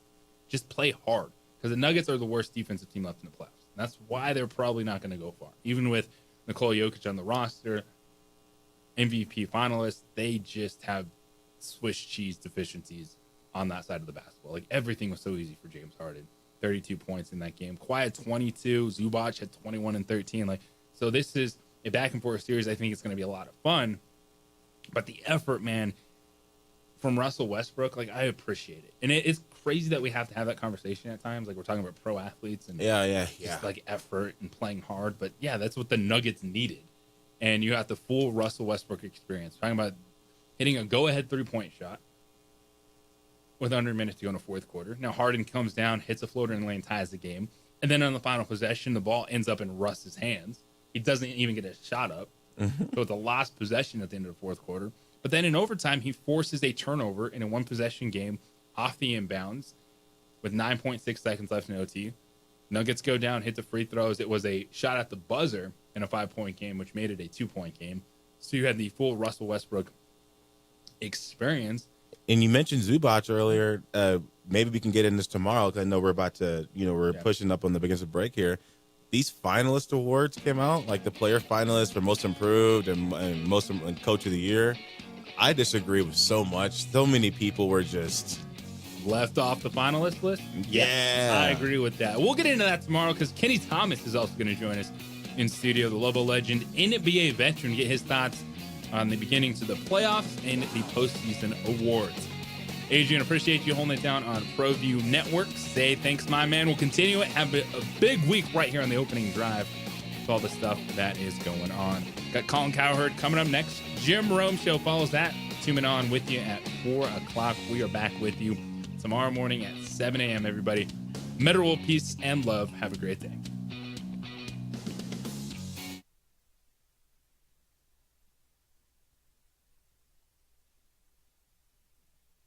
We would like to thank the following sponsors for making this broadcast possible.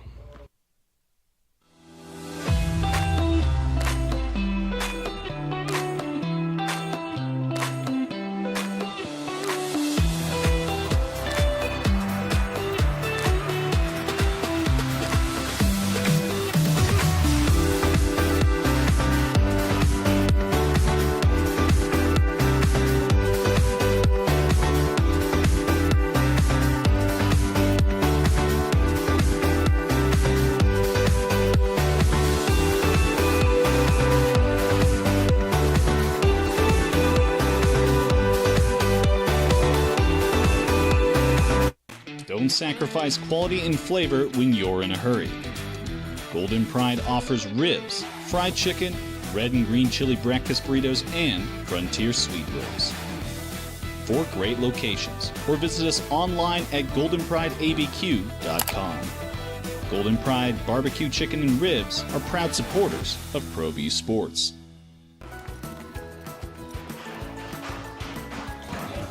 Got shots?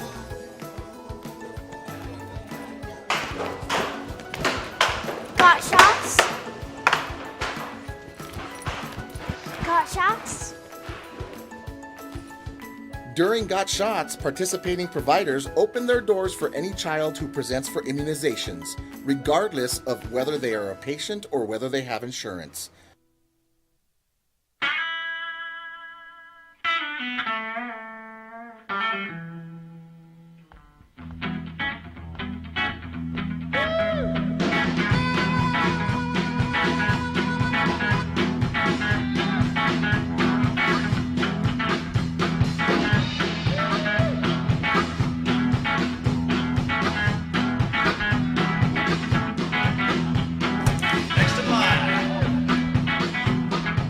Rudy's is a proud supporter of ProView Networks. I'm David C. Chavez, personal injury attorney.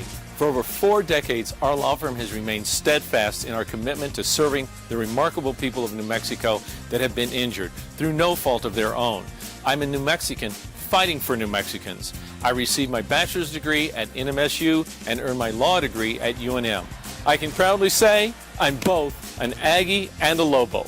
Call now and I will meet with you. 40 years strong, and we're still as local as red and green.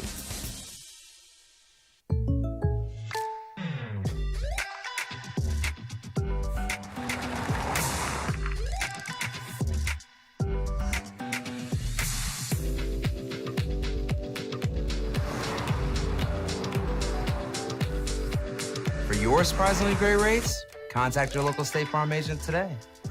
If you want the real deal, call State Farm agent Marty Size in Albuquerque today. Like a good neighbor,